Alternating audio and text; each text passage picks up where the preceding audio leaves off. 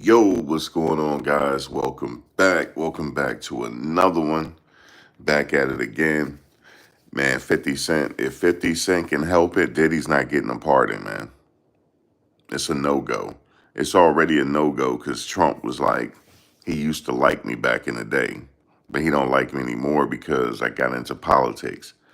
So it's already a no-go, but 50 Cent said he gonna reach out to the president, man, and said he gonna let him know how he really feel about this situation.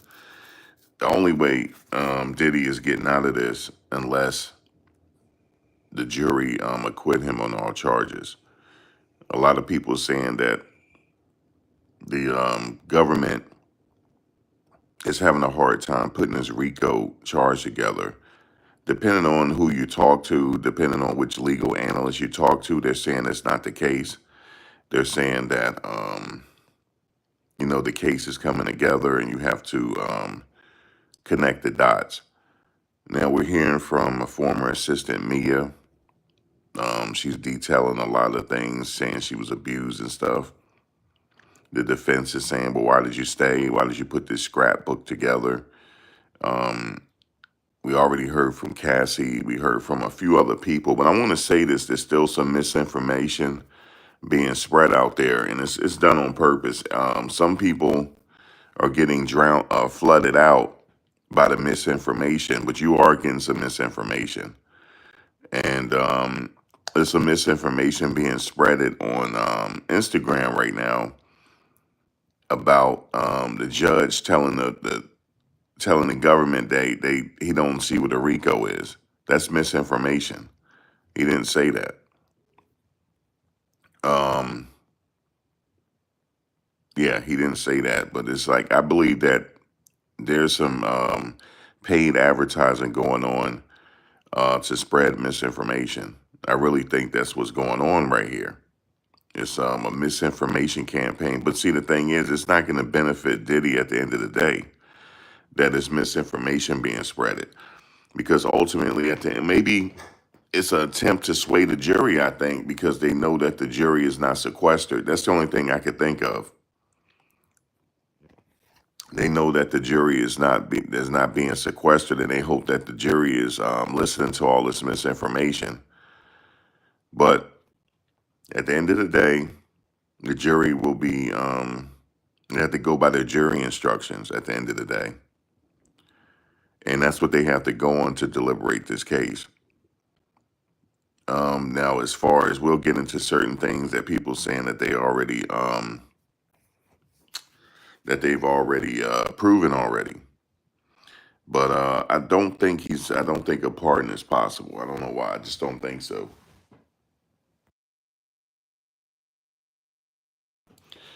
I don't think a pardon is possible. I just thinking about it. I mean, if this was the case, he probably would have pardoned him yesterday. He don't have to wait to the end of the trial.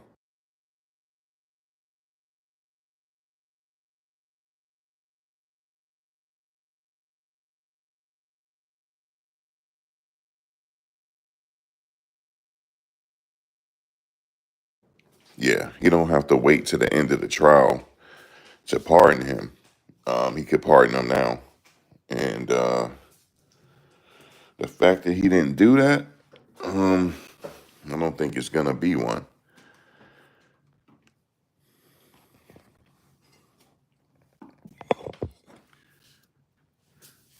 There's a guy. He used to be a mobster. Well, he was weighing in on Diddy case. He said Diddy is gonna mess this. He said he gonna mess it up for himself. Whether it's taking a stand. He said that you know, what is this?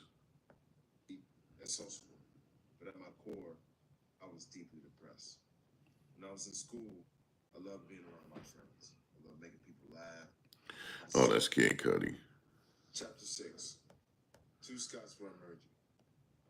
He's working on an audio book. See, he got something coming out. Everybody got something coming out, man. I'm trying to find this video.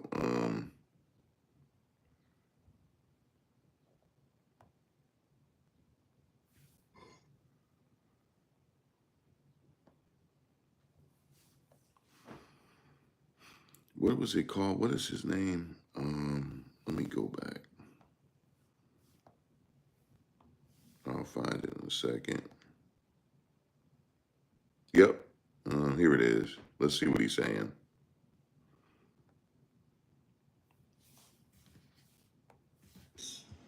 Diddy trial, and I'm going to tell you there's only one person who could mess it up, and that's Diddy himself. He's the only one who could screw it up. I'm watching how this guy is telling his lawyers what to do, when to do it, and how to do it. He's going to damage only himself. Watch and see, folks. He's been hearing that, how he's been giving his lawyer questions and doing this, doing that. He is going to hurt himself because the lawyers, they know exactly what to do. Let's see what he's saying here. I've been watching this Diddy trial, and I'm going to tell you there's only one person who could mess it up, and that's Diddy himself. He's the only one who could screw it up. I'm watching how this guy is telling his lawyers what to do, when to do it, and how to do it. He's going to damage only himself.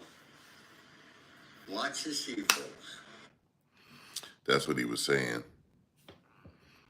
He is giving them, he is like being active in it.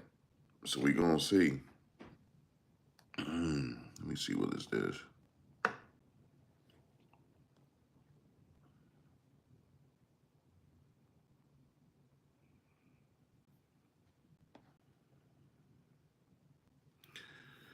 Yeah, we're gonna see if how this works out. Some people seem to think he's gonna take the stand. He might have to.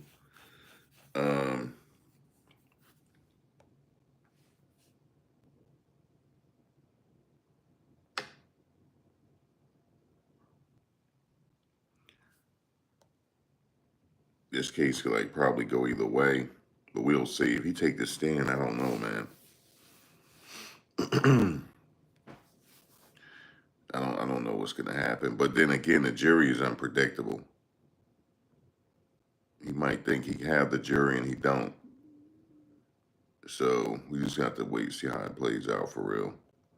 But 50 Cent, let me go to his post here. 50 is back at it. He mean this though. Hold on. He mean this one. 50 Cent, he said, he quoted Trump. He said some really bad things about Trump. It's not okay. Yeah, he said some really bad things about Trump. It's not okay. I'm gonna reach out so he knows how I feel about this guy. That's what 50 Cent just said. He definitely not getting a pardon now. And 50 knows him like that.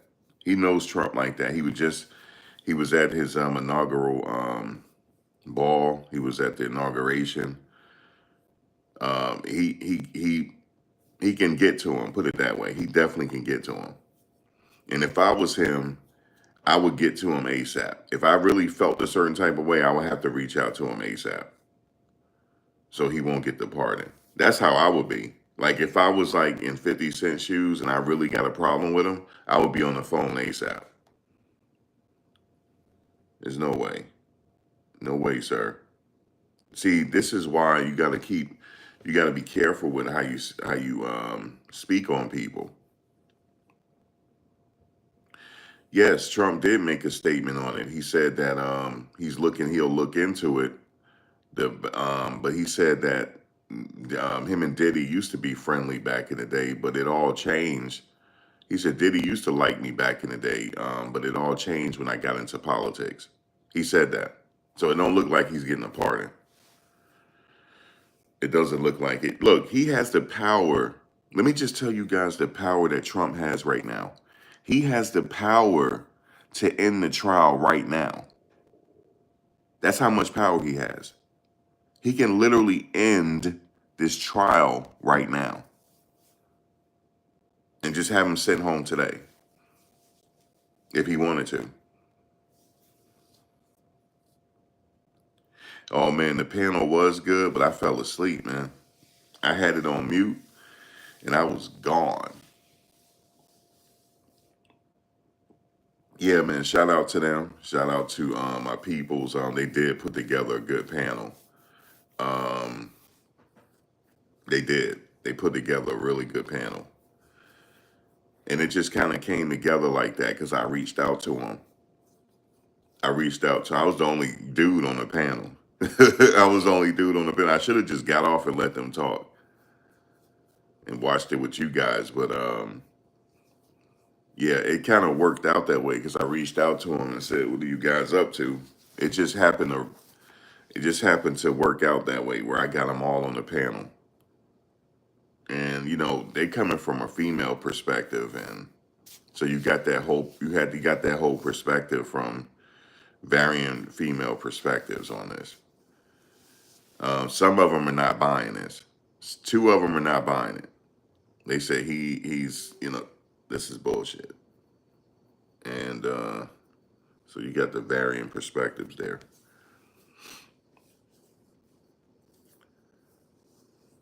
I honestly believe he will take the stand. To be honest with you, I think he will. But the thing is, I don't personally have nothing against Diddy, so I wouldn't. I don't think reaching out to Trump is good, but 50 is gonna do it though. He's gonna reach out to him, man. It comes back to like you got to be careful how you treat people, because things flip around in this world, and you never know when you're gonna need a hookup. You never know. Things flip around, man.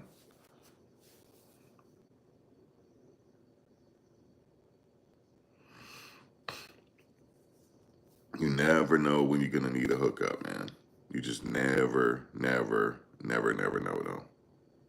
Thank you for the prayer warriors that I want to thank you guys for praying for my mother. She needs it. So she's a long recovery. So I'm gonna go up there. But you know what she said to me? She was like, "What's up with?" She said, "You didn't know." She said, "You didn't go to." She was still kind of out of it. She's like, "You didn't go to trial." Like, nah, I didn't go to trial. She was like, "What's up with the latest on the news?" And I was telling her,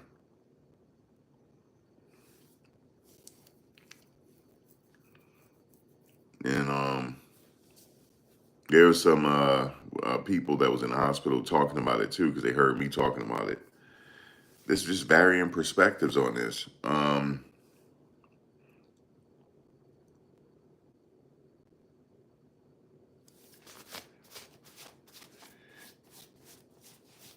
Now, yeah, I heard. I was like listening to. I had to listen to some people that was at in the courtroom because I wasn't there Friday. I wasn't in the courtroom, so um, somebody said that somebody laughed at Diddy, and I have to stay away from that conversation because when you talking about, you can't talk about the jury. The judge has already admonished the crowd that they can't do that, so that's a no go. On how you think they were reacting to Diddy. Yeah, that's a 100% no go. Yeah, man, that's a no go on the go go. That is a no go. So I'm gonna leave that one alone. I took that off my list. Yeah, I'm not even entertaining that one. But I heard that somebody observed him getting smiles at him. I mean, if that's all true, then he looking like a hung jury. Then let me see. And we already talked about what a hung jury looks like. He doesn't get out, but he can petition. Motion for a bail again. He can, because if he don't get bail, he has to sit in there until the next trial starts. That kind of sucks, really, but it's better than getting sentenced. But um,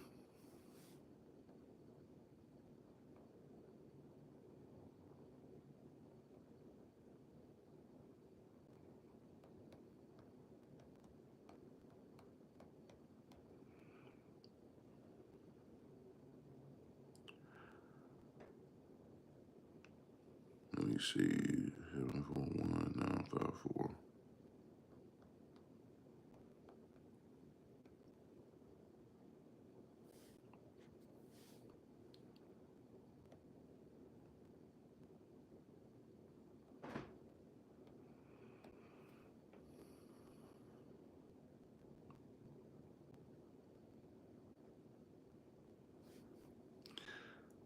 All right.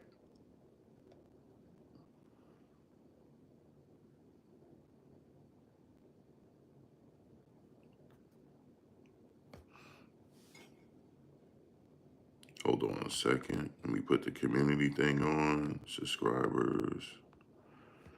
All right, cool. Yeah, they do that. They send bots. You see how it's supposed to disrupt the chat? That's what they do. They send bots. He must be paying a lot of money to do that. And it's misinformation being spreaded too. There's misinformation being spreaded, and that's done on purpose. And I was listening to um, another YouTuber.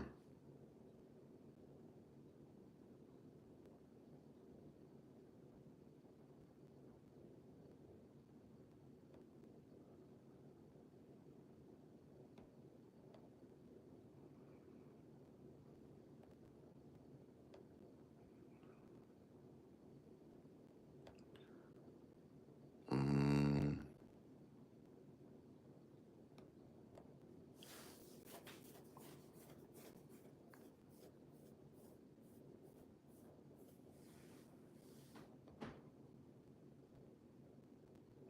yeah,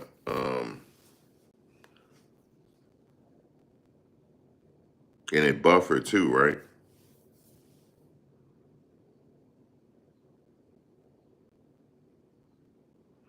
You said you just waiting for the witness with the mother load. You already know who that is.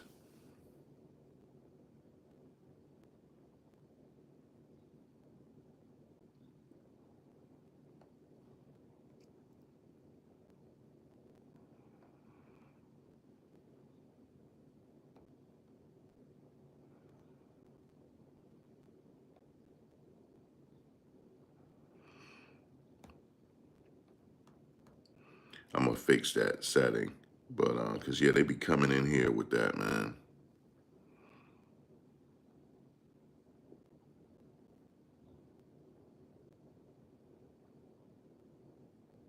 Thank you, Sylvia.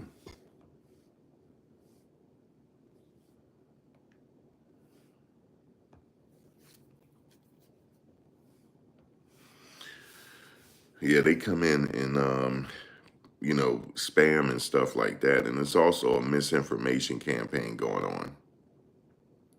And the people that's actually there, if you're small, you're getting flooded out, and the misinformation is being spreaded.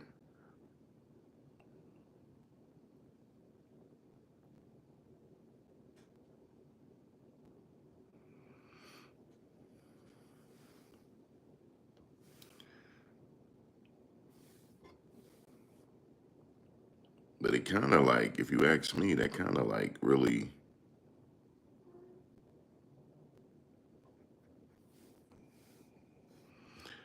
kind of hurts him a little bit if you think about it.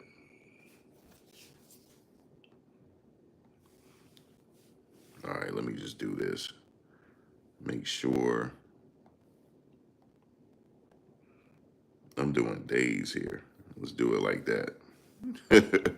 Make sure no trolls come in here, man. Like for real. That's we gonna do it. Just we gonna do days.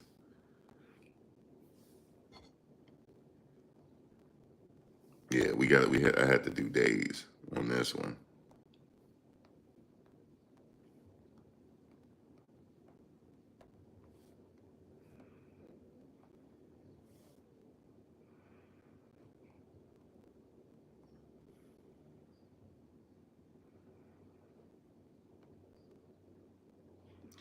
And then do strict.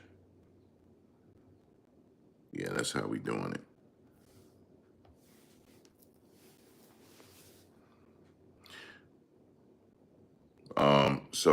Oh, thank you, no problem. So, yeah, there's different things to look at here. That's what I wanted to also talk about. So, like 50 Cent, like I said, he's not happy with this possible Trump pardon situation. Like, I don't know what his thing is with Diddy, though. I don't know where they fell out at, but um, Diddy, for sure, that I'm getting from this trial that he abused his power, for sure. He had a long abuse of power, and that's not good for anybody.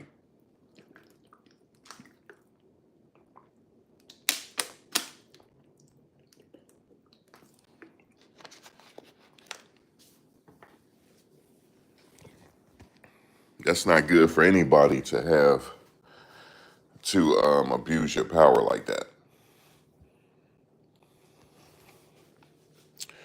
Because what happens is I feel like eventually, I mean, people last for a long time abusing their power, but sometimes things come to an end. Whether it's something physical happen to you, or you just get taken out. How he getting taken out? But I'm gonna tell you something. I don't know him personally, but you would think this is supposed to be a life changing situation. So we'll have to wait and see how he responds to all of this. But wait to see. But there's certainly this is certainly set up for him to be found guilty on something. I'm gonna tell you why. Um, Hold on one second. Okay. Um, if you look at what he's being charged with, I keep going back to that. The best thing is like a hung jury right now, I see. Um, because if you look at the Mann Act, it's crossing state lines for the purposes of prostitution. I believe they have him on that. Now, they're going to have to, like, connect the dots on the criminal organization. But some people are saying it is a criminal organization if you look at it. Like, look at it for what it is. Like, the Kid Cudi situation, paying them multiple times. Basically, what they're saying is the reason why this is a criminal organization because he keep illegally paying these sex workers. It's not like what you think with the mob. That's why people are like, dude, this is not a criminal organization. But they're labeling it a criminal organization because of what he was doing. So that's why I say this is dangerous for him. Even if the jury is smiling at you and stuff like that, that's not telling me anything. Um, the jury, guys, the jury is very unpredictable. Just when you think, a lawyer has said one time, just when you think a key point is sticking, that wasn't the one that stuck. A minor point that you presented was the one that stuck the most. They're unpredictable like that. Um,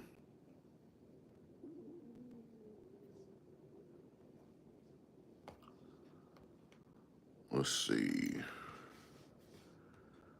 I am gonna listen to what some legal analysts are saying in a second, but I'm gonna go out here and get some air, man. It looks like it's still nice out there. I'm taking y'all with me. We're going on a ride together. But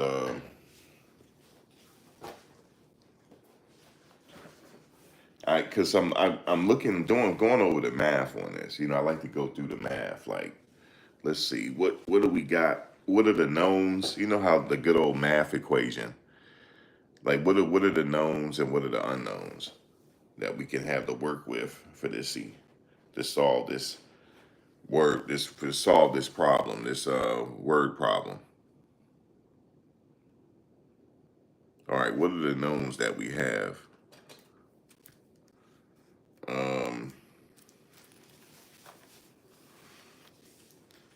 what are the unknowns?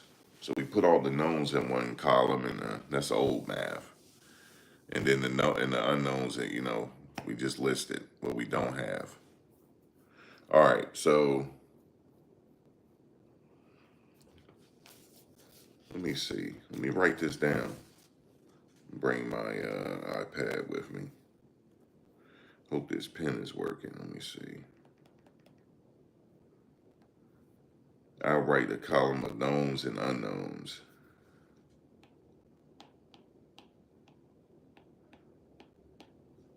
What are the knowns? All right, so Cassie. I'm just saying, like, I'm talking about Cassie for a minute. Cassie yeah, let me write that. Cassie is a co-conspirator. So, see, here's the thing. This is why people are still caught up. Oh, they not proven no organization, but she's a co-conspirator. What they were doing was they were paying for sex workers and across the state lines and using cash to do it. I think that's where they're going with this. But I get why some people say, I don't know, man. I don't know.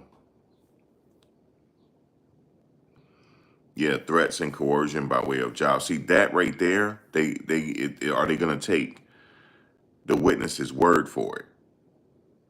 Because if you listen to what's her name, let me bring up her video, man. I'm gonna bring up her video. Actually, yeah, let's bring it up now.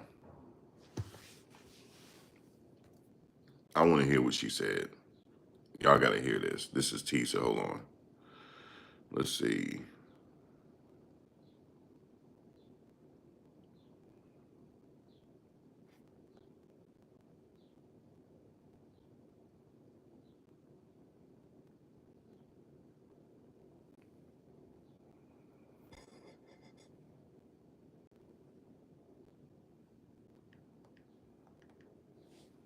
Let's see what she said. Actually, I can't even play what she said. I can't even play it.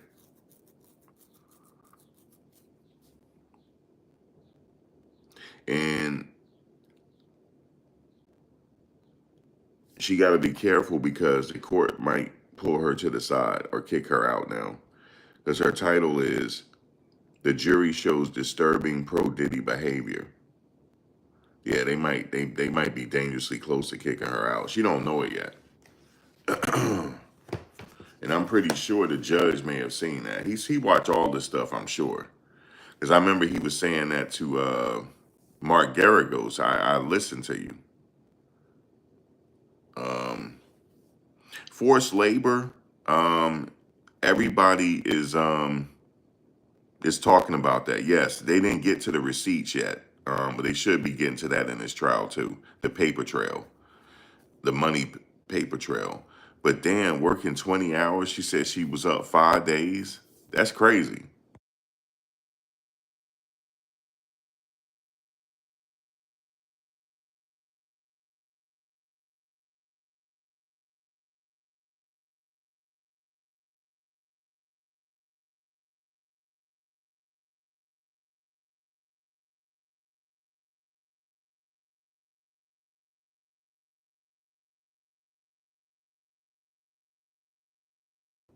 She was up 5 days, man.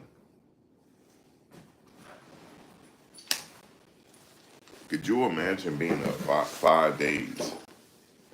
5 days in a row just to impress this man. That's why I believe people they get punished for idol worship. That's idol worship. Reason why I say that's idol worship because she wouldn't have did that for me. She doing it because of who he is. And I believe you get punished every time when you do that. You're not supposed to do that.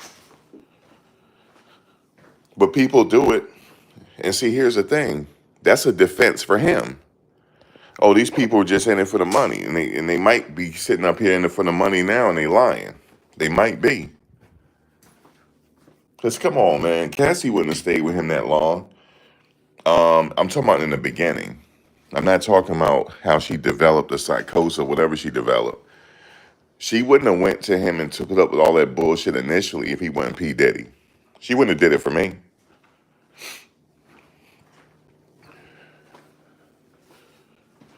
Okay, so that's the bottom line. Hold on 1 second. I'll be right back.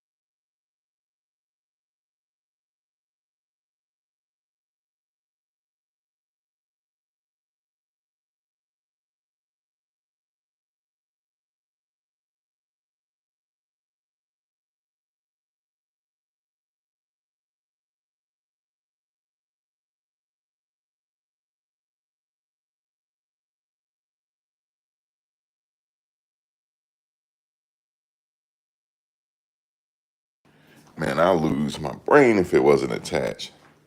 Sorry, I was looking for my keys. Oh, here we yeah, that's it right here. But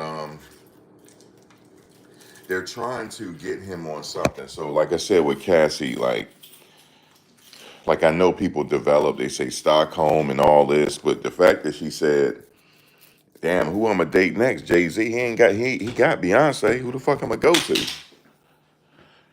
It's that prestige, man. It's that money. Money make people do strange things. And I know I see it in the workplace.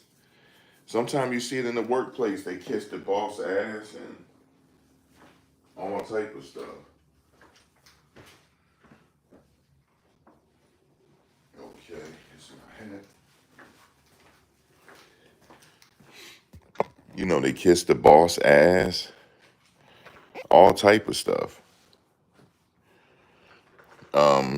You ever been at a job and when the owner comes in, everybody kisses ass, and you just sitting there like, what the fuck? What the hell? What the hell are you on? You ever been like that? You ever been like that, man? What the hell? What the hell are you on? What the hell? What the hell? Man, where the hell is my microphone at, man? I'm losing everything in here, man. Oh, there it is. What the hell? What the hell are you on? All right, you know what? I'm gonna bring this outside. I'm gonna bring this with me. What the hell? What the hell is you on? That's what you'll be like. Some of you that is not doing that. If you're not into that type of let me bring my notes in because I want to see something. If you're not on that type of time, you're gonna look at people like they're weird when they do that. But if you've seen it, I remember one time they were kissing his ass so bad it was like, straighten up, straighten your desk. He's on his way. I'm not straightening up anything. I'm working.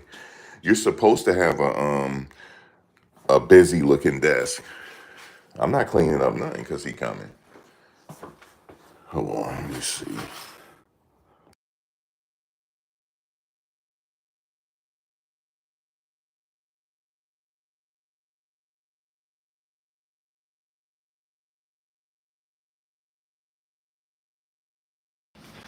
I'm gonna tell you something, Mike. When you constantly ass kissing, you setting yourself up for some bullshit. You are. You're not supposed to do it. It said don't worship false prophets. That's what you're doing.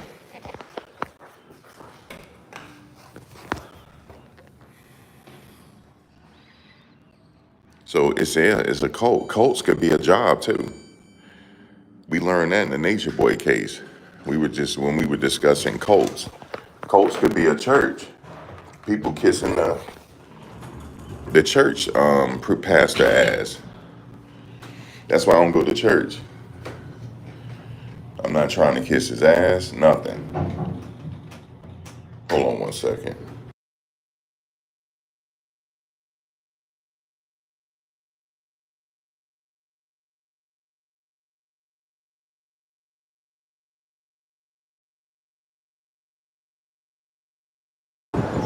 Oh, wait a minute. I thought it was, man, it's a little chilly out, but it's all right.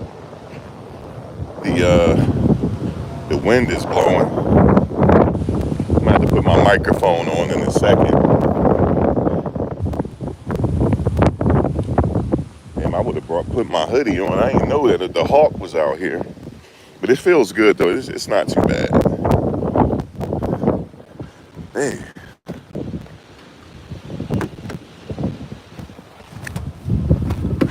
all right. Let me put my microphone on.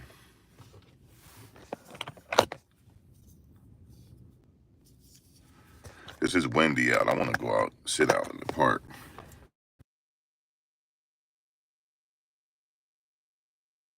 All right, cool. Testing 1, 2. Okay. I think I'll come back for that. So there's a lot of things like money talks, man. I'm telling you, money make people do strange things, man. When money is around, when money is in the building, you know what I'm saying? People act funny. Yeah, that person told me to straighten up my desk. I said I'm not straightening up nothing. I said at least he'll be like I'm working. All right, I got this sun visor on my car. I got a little like I could just chill in here, but I'm gonna go outside. I got my y'all let me know if y'all can still hear. It's windy, but it's windy. But like I said, I got the microphone with the wind thing, so it should be okay. Yeah, man. Thou shalt not put people on a pedestal, because I would have quit. The moment he had me up for 24 hours, I would have tried to stick it out for just a little bit.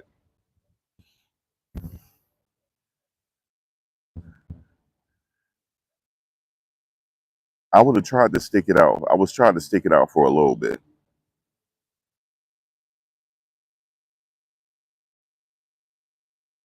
Um, but the moment he say 24 hours is a no go. Hey, how you doing? Good.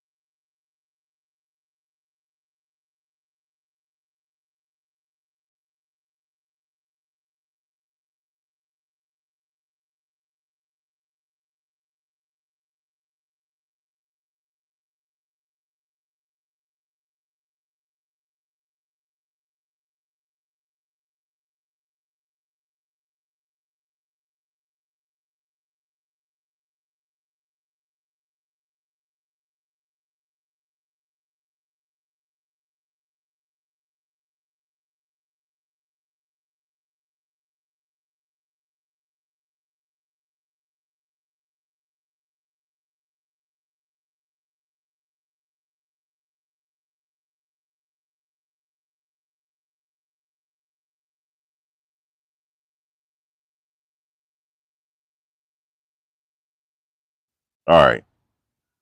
My bad, y'all. I messed around and had the mute button on, yo. Lord have mercy. Lord have mercy. Brother had the mute button on. But yeah, like what I was saying was with the pardon, 50 saying that I'm about to call Trump on him now. He said, I'm gonna let him know what he said about you. I'm gonna let him know. I was just yeah, there was a good panel last night, Rachel, what y'all had. I fell asleep on y'all. I ain't gonna hold you. I was done. Yo, they were trying to call me and everything. It wasn't working. They were trying to hit me up on everywhere. And then finally, I was like, oh shoot. They were trying to get me to end it. They were trying to get me to yeah, I was man. They were trying to get me to end it. I was done. I had it on mute though. I had it on mute. So y'all because you like, man, he falling asleep. So I put it on mute. And I was sitting up listening. But I had it on mute though. Y'all didn't hear everything. I had it on mute. I sure did. I muted. I was on mute. But y'all held it down. Y'all had a good panel. Y'all did hold it down.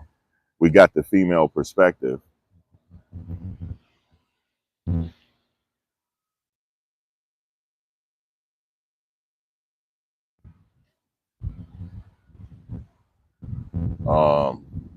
Let me go back over here, man. The wind is off the hook today. But yeah, good thing I got this microphone. So y'all won't hear all that. Hear it be too bad. I'm gonna go back over here, sit in the car. Oh, crap. Man. Well, that wind is off the hook out there, man. That wind is off the hook.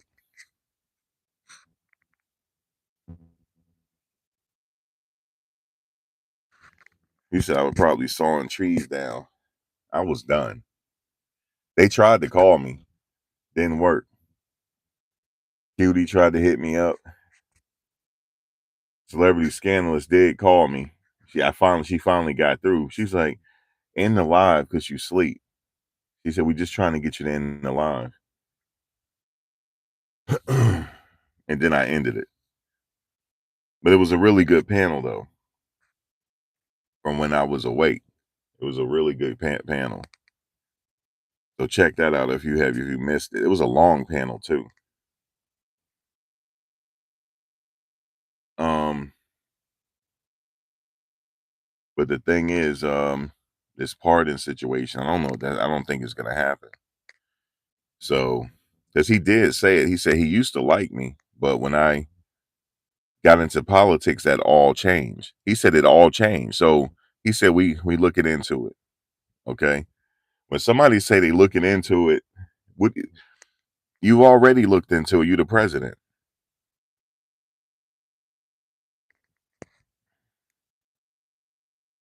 You the president. It's like it ain't nothing to look into. Okay. He said we're gonna look into it. You know what I mean? We gonna look into it.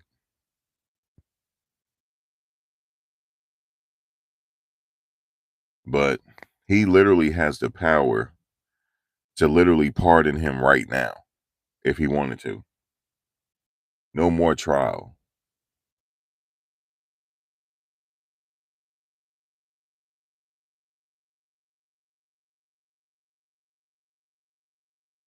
Yeah, I'll let you know. I'll get back to you. We looking into it. You've already, I mean, what is it there to look into? Like you see, that's why I say this is bad. That's a bad sign. We gonna look into it. We get back to you. No, you don't have to look at you the president.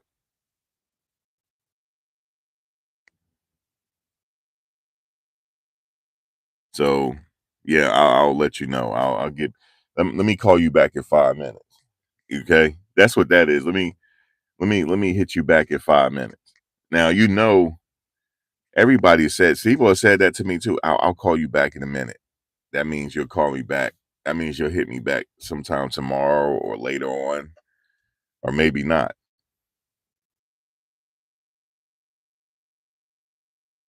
Okay, but he knows about the trial. He for sure knows. He keeps his ears to everything, right? And he probably like, yeah, this guy did talk crazy about me. Yeah, but see, 50 is not trolling when he said that. He's not trolling. He was like, I'm gonna reach out to Trump and let him know what he said about him. He said, I'm really gonna let him know. And he got access to him. He can have his people reach out to the White House and be like, no, he talked this about you. And I would recommend not because I don't like him. And the stuff maybe something he did to him. This is just abuse of power why he's where he is right now. He didn't respect people. That's ultimately why he's in court. I know they're saying it's a criminal organization, but he was just doing the most and he's out of control. I could see when he was in the studio with Nipsey, he was low key dissing him. You know what I'm saying? And acting crazy. You know what I'm saying? I'm gonna tell you something, man. It's people were scared of him for a reason.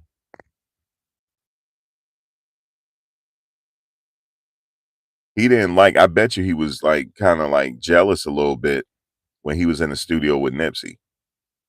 They were playing Blue Laces. That song is hot. That Blue Laces.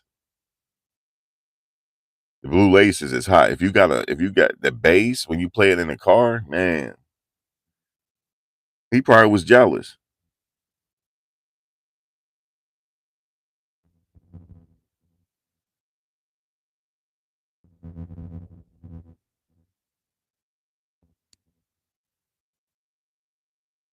Never learn and keep his hands to himself. That's why he is where he is. Everybody want a payday now. And I'm not knocking him for wanting a payday. I'm not knocking Cassie for wanting a payday. I'm not knocking her. She used to a certain lifestyle. And Chopper said her husband put her up to it. Well, regardless of who put her up to it, it's done now. She got her money. So regardless of the fact, she got her money.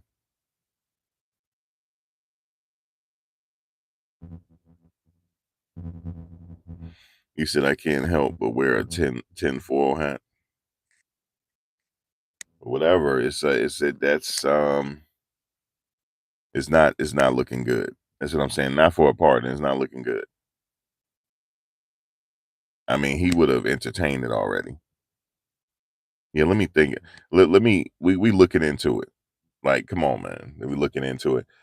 I can see if that's a regular person saying that. That's the president. You don't have to look into it. If you think he's getting railroaded, if you think he's getting railroaded, then you're a part, but he's not doing that. I'm telling you. He gonna have to get acquitted by the jury. The only way he's getting out, unless the jury unanimously say he's not guilty on everything. Okay, on everything. Now, some people said it's well, he's gonna be found guilty on something, but he's not getting out if he found guilty on something. He don't want that. He wants to be found not guilty on every charge.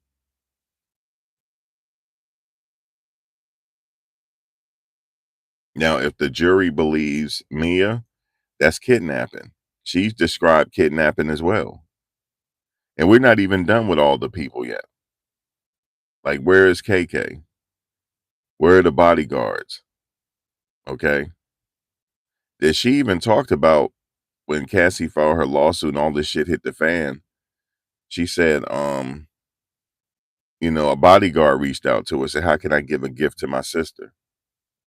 Then they trying to say that might be tampering. It's crazy.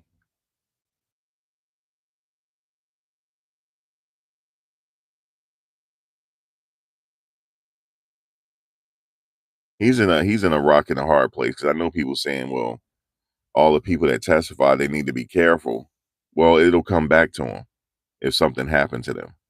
They're have him under a microphone, a magnifying glass right now.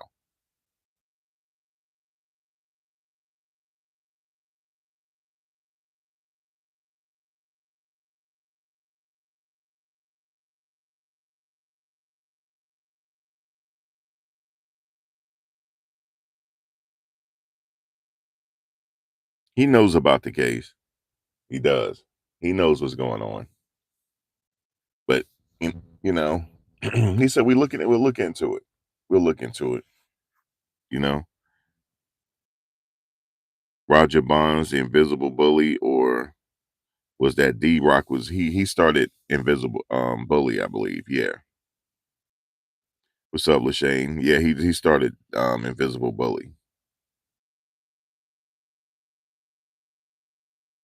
Fox reports celebrities getting lawyers. Yeah, I saw that because Swiss Beats name came up.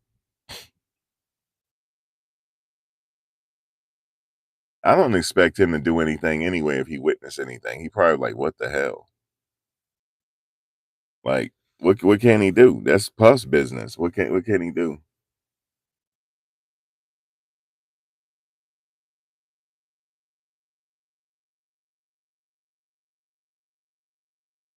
Like what can he do at that point? Because people like Max, you were there, you ain't do nothing. Say, yeah, he was wilding out. Ain't nothing I could do. That's his business. But yeah, he was wilding out, man. He was. I'm like, what am I supposed to do? That's his business. But yeah, man, he did that. He was wilding, man. But I think people think he the boogeyman. Cause and I honestly I go back to what I was saying. Somebody want him away. And if he get out of this, he gonna have to watch his back. Cause somebody want him away. Like they are not trying to hear it.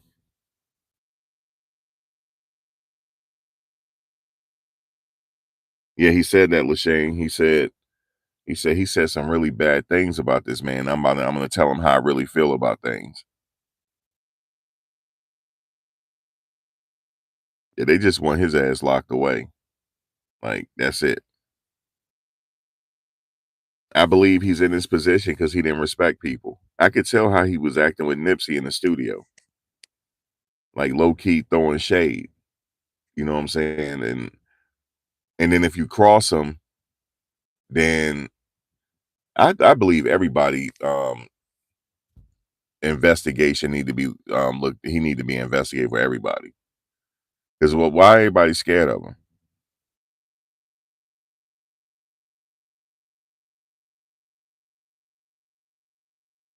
Yeah, he pissed off some powerful people. I don't know who it was, but we would never know. He knows,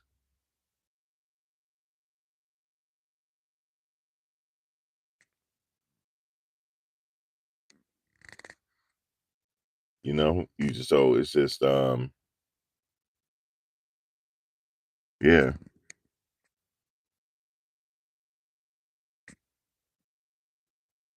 yeah, man. I get where 50 coming from, man. Like, look, man.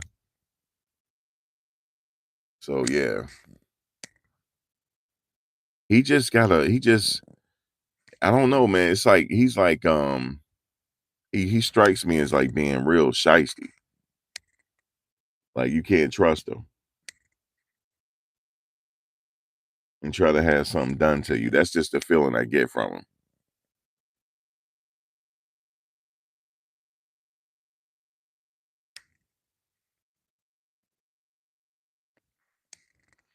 So they gonna make it to where nobody in his lineage is gonna eat. They gonna have to mess around and get jobs at Southwest, Southwest Airlines or Spirit or something. They that's where it's headed. That's where they're headed with it. If he gets convicted, they gonna try to make sure none of his family is eating. Like straight up.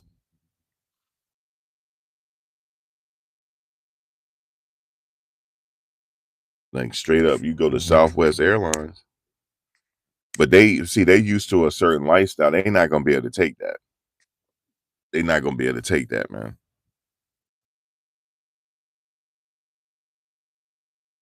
Yeah, Spirit, you know what I'm saying? The yellow plane. They not playing with him, man. That's the feeling I get. I don't know. He the one have to tell us why these people mad at him.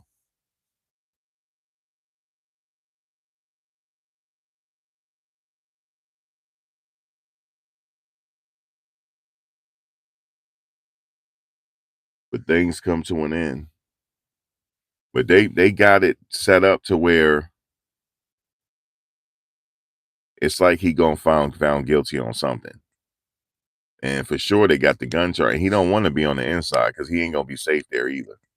Look at Tory Lanez. That Tory Lanez, let me tell you what the spirit is telling me. That was a backdoor situation. Somebody put that guy up, say, look, man, we got some money on the line. Let's get this dude out. Let's get this dude out the way.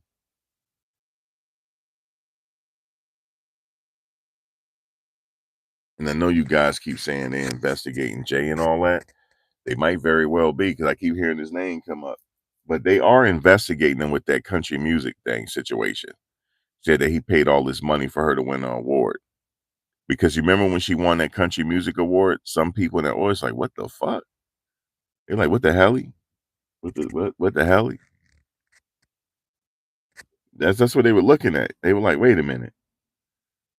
She just got in the game and she won this award. Something ain't right. They gonna make him pay for that. They gonna make him pay for that one. They gonna make him pay for it because they felt like they got embarrassed. She ain't put no work in. Like she just had one album. Thank you for the prayers.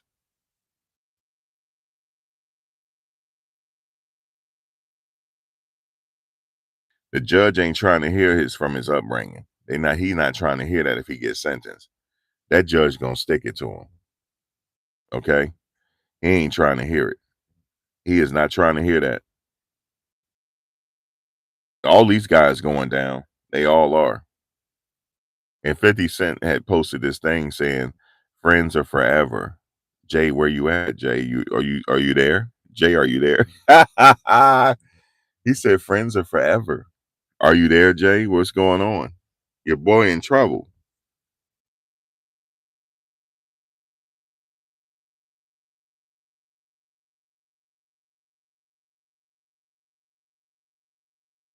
Okay. Y'all was at the brunches together, the Black Excellent brunches. Toasting the Black Excellence. Okay. You know, toasting the Black Excellence. And now everybody ain't nowhere to be found. No, that's fake friends, man. I think they were just scared of him, all of them. And the only way I would think that everybody is that scared of him because he got away with murder multiple times. I think that's the only way that somebody would be scared of you like that. That it is known that you have gotten away with murder multiple times. That's the only thing I could think of.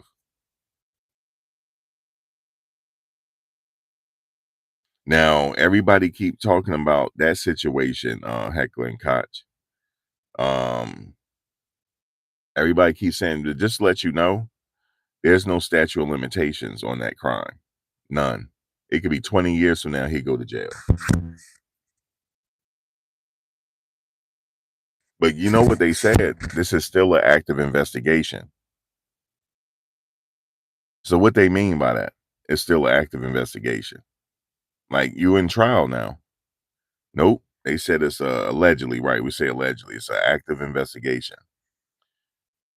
But when I go back to why is people scared of him, it's because he may have gotten away with something that everybody know about. He may have, but 50 not scared of him. 50 not scared. Me and 50 we come from the same school. We come from the same school, man, of thinking. I'm not afraid of nobody. So that's just what it is. Yeah, if that book is real, he going down. But look, if the book is real, they already know the details. They just waiting for this case. And then they're gonna bring that case shortly after. I think they'll bring the charges as soon as his ass get out. He'll get indicted again. Like you coming back.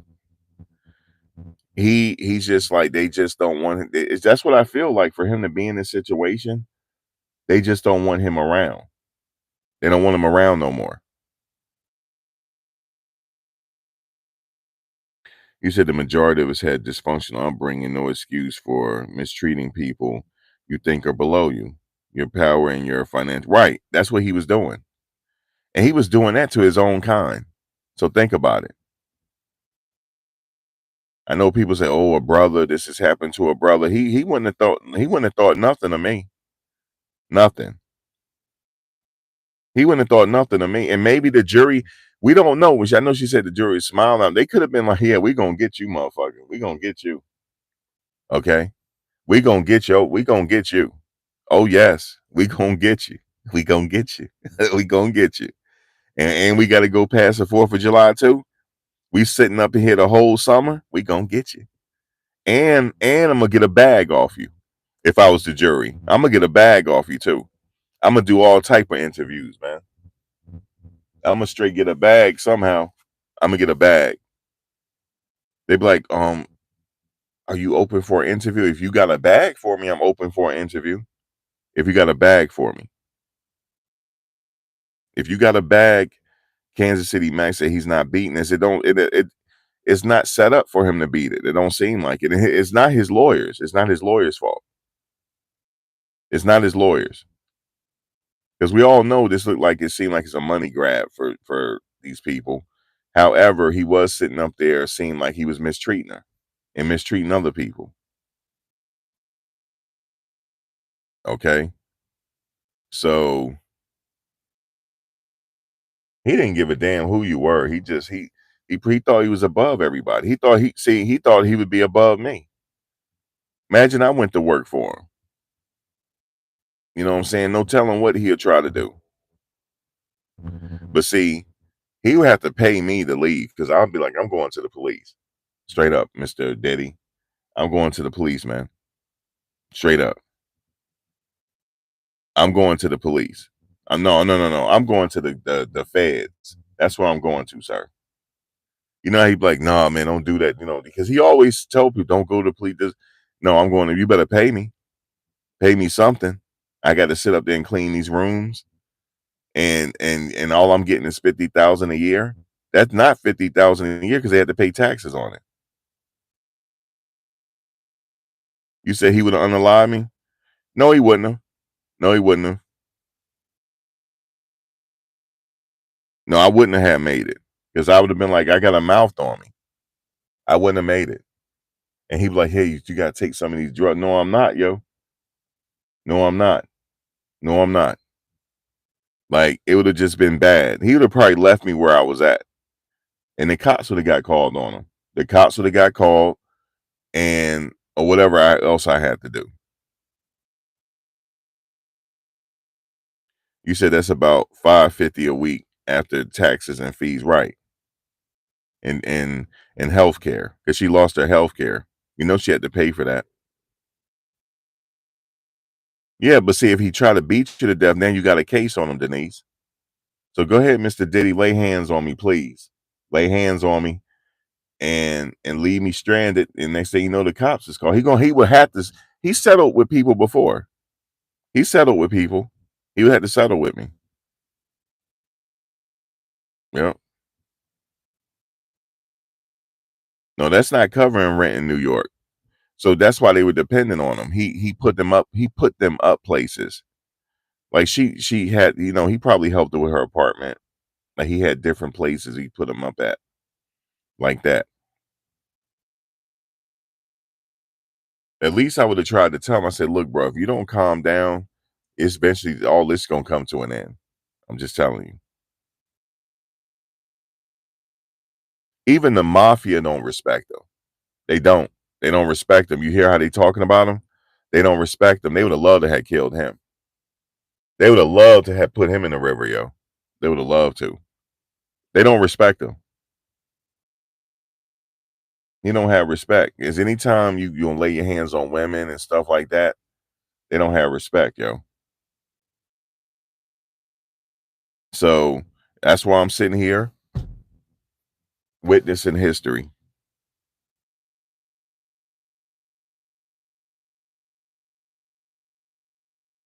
Yeah, they are slow cooking them. I'm glad Sammy said it.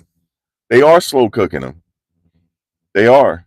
I'm convinced. I keep going back and forth because I keep listening to certain people and I'm trying to look at every angle. Let me just go back to the angle of the government for a minute. That's where I'm gonna stay right now for the end of this live.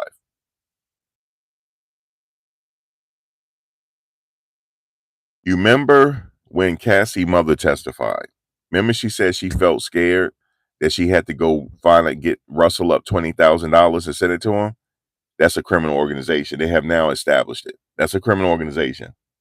Why the fuck does she gotta feel so scared to send him $20,000, even though he sent it back? That's a criminal organization. Constantly playing sex workers for the free cost is a criminal organization. Okay. When he did that to Kid Cudi's car, that's a predicate act. Okay. That's a predicate act. Predicate act. They only have to establish two within a 10-year period. They got him. So I'm gonna have to go back to what I'm going back to what I see every day in court. They got him. For sure they do. And if the jury don't see it that way, it's almost like jury nullification, man. If they don't see it that way, you got to go by the guidelines. They have no other choice. Because let me tell y'all something real quick. Let me tell y'all something real quick. I'm going back to how I see it, what the spirit is telling me. If the jury did something funny, they're going to investigate them and find out if somebody's researching this case. So just to let you know, you cannot be listening to videos because they will come back and they will do a forensic analysis on your IP address and they will find it. So they have to go by the book. Okay, whether they like him or not, they got to go by the book. Okay. Cassie has described that she's a co-conspirator. She paid the workers through his direction. They thought they were going up there to a bachelorette party. That's what the Punisher guy said. He got up there. He thought he was going to a bachelorette party to dance for a little bit, collect his money, and leave. That's what he thought he was doing. But then she said, listen, I want to put together a sexy scene. This is my birthday. My husband want to do this for me. She lied. She lied. She misrepresented herself. She lied, said that was her husband and this and that. That's a crime. That's false pretenses. Okay, she's a co-conspirator. That's how they're slow cooking him. I don't even know if he realized it. I think he do realize it. That's why he trying to, hey, ask this question, ask this question. Yo, the mafia is looking at it. They like, yo, he getting ready to go up. No, he getting ready to go. And let me tell y'all something real quick. I have a suspicion if he's found guilty on everything, he's going to ADX Florence. A is in Alpha, X is in X-ray, and F is in Frank. No, hold up. Damn, I got it messed up. A is in Alpha, D is in Delta, X is in X-ray. ADX Florence. He's going to ADX Florence. And he do not want to go to ADX Florence. He's going to A is in Alpha, D is in Delta, X is in X-ray. ADX Florence. Because they're going to feel like he still got power on these streets. And he'll be there for the next 10 years until they declassify him and bring him down. I'm telling y'all right now, remember I said it. He's going to ADX Florence if he gets found guilty on everything. I'll never forget what Unique Mecca Audio said when he got there. He said when he got there, he said allegedly he got beat up. And he's like, what the hell why they doing it? He said, just to let you know we're in control. We just want to let you know that. They're going to take away all his assets, even the assets in his kid's name. They're taking away everything. This is what the spirit is telling me. They ain't going to have no more money. And the industry is going to make it where these kids can't eat. They're going to suffer for him too, because that's his bloodline.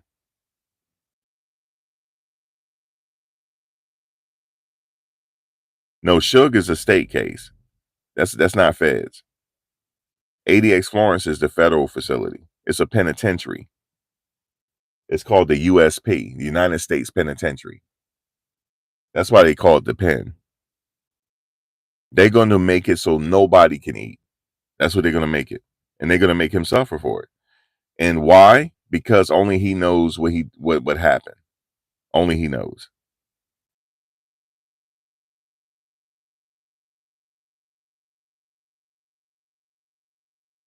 No, he going to the supermax. Because they're going to believe he got power on the street.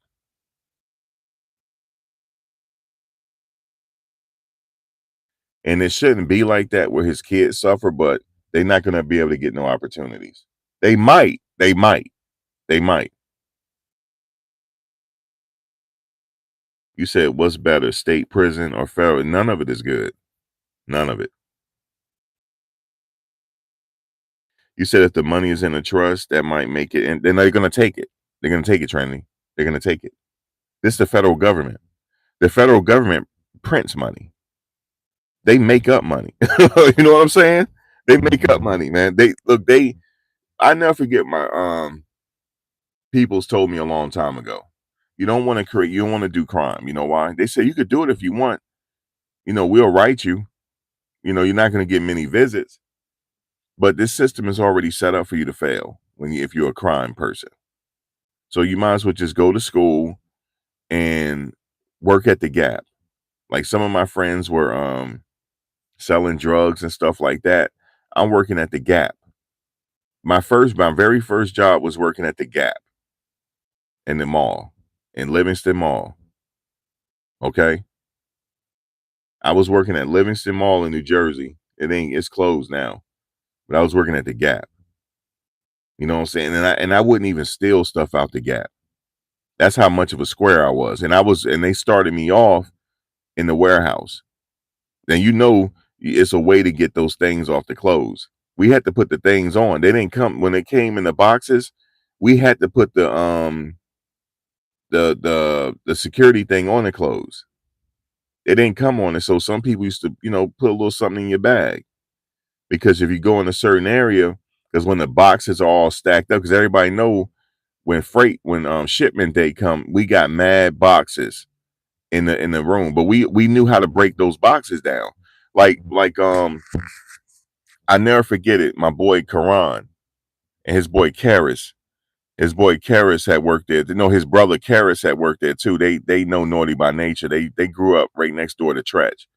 And how me and them became cool because they said, "Oh, you don't live too far from us." And they knew my cousin. My cousin, he passed away now, but he used to hang out with Tretch and them. And this is my older cousin. He was like 5 years older than me, 6 years older than me. Like Tretch and them is way older than me, but I never hung out with them because I was a little kid. So I never hung out with Vinny, Tretch, and KG and none of them. I never hung out with them. I knew them, but I never hung out with them because I was like, look, I'm fucking 8 years old. They almost teenagers. They not gonna hang with me. But my family, we all know each other through family and stuff like that. But it's just you just know from being around. But I just know that back then it was a different type of beast back then. And the ink cartridges, the only reason why I mention all that because Karis and Karan, they worked in there too. They worked in the they only worked in the back. They didn't sometimes they'll work out there, sell clothes, but they worked in the back. And I wouldn't even steal clothes. They'll tell you if they even pop up in here, I wouldn't even steal. I was so much of a square because I knew, like, I'm like, yo, if you don't do it right, somebody eventually gonna get caught. And guess what happened? One of the managers got caught. It's a brother too, and I never forget it because sometime I was really good because we used to get like 60 boxes back there at once, and I knew how to break them down. It was real easy because each box has the same thing in it. So you just go ahead and boom, boom, boom, put the stuff on and bring it out. Because as quickly as you do it, it gets out on the floor. So I used to like within a like 5-hour period, whatever my shift is, all them boxes gone. And I'm going to the warehouse the garbage to throw the box away. So Jen, her name was Jen. She was my first boss ever. Her name was Jen. She was a redhead. Both my bosses were named Jen. One was a redhead, and the other one was a brunette. She looked like a model. And she moved to Boston. If they ever hear this, they're like, I know exactly who he is now. So I'm back there. The police came, right? So when I got to my shift, they was like, yeah, just go back to the back, and we'll just go back to the back. Just act like nobody's back there. So I'm back there. It's police back there. And then they were waiting for the manager to come in because he was supposed to be the manager on my shift that day. They brought him in the back, put handcuffs on him. He stole thousands upon thousands of dollars worth of boxes. So they pulled me aside. They was like, you do storage here? You do the warehouse? I said, yeah. You the only one here today? I said, yeah.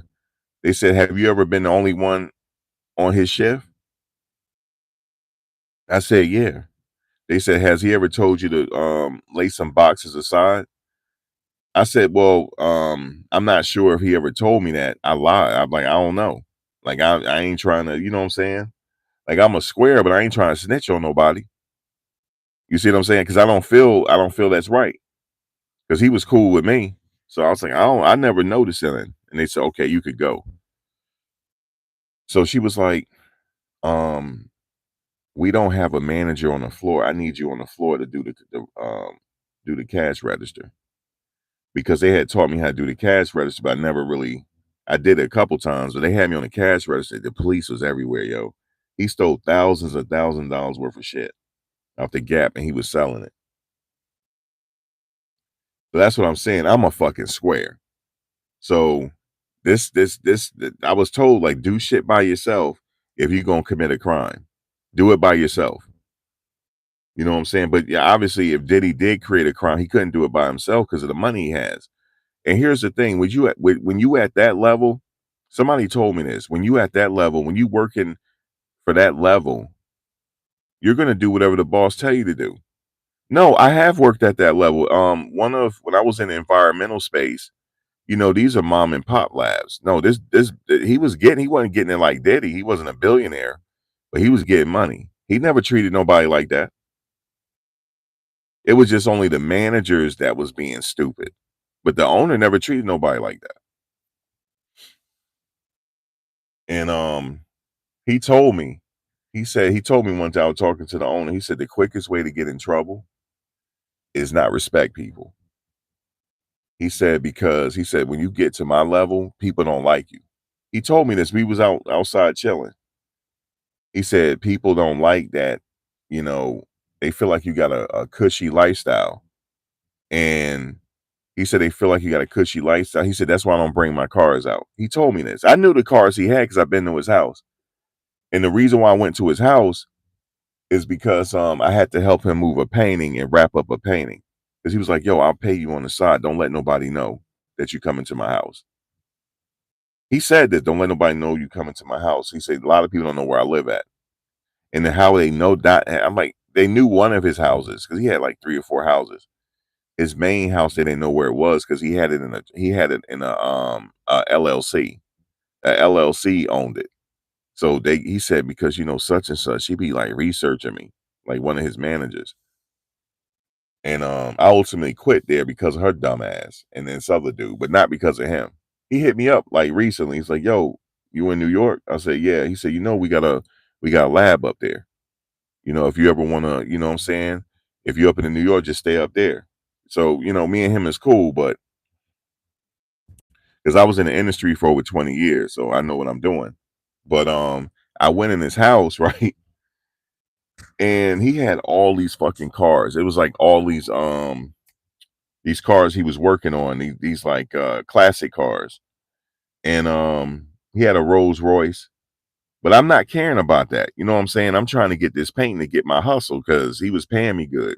He paid me a couple $1,000s because I had to ship it and all this type of shit. The painting, it was a dude that used to know Basquiat. It was Herring, whatever his name is. Anybody know what Herring, whatever his name is, he used to know Basquiat, but he had original Herring painting and he was sending it to England. and I had to wrap it up and shit like that. He paid me a couple G's for that. Just like off the record, just paid me. What's Scott Herring? What is his name? Did anybody know? Because I don't feel like researching it. It's Herring. Herring, or I know he knew Basquiat and he knew the Campbell Soup guy. What's his name?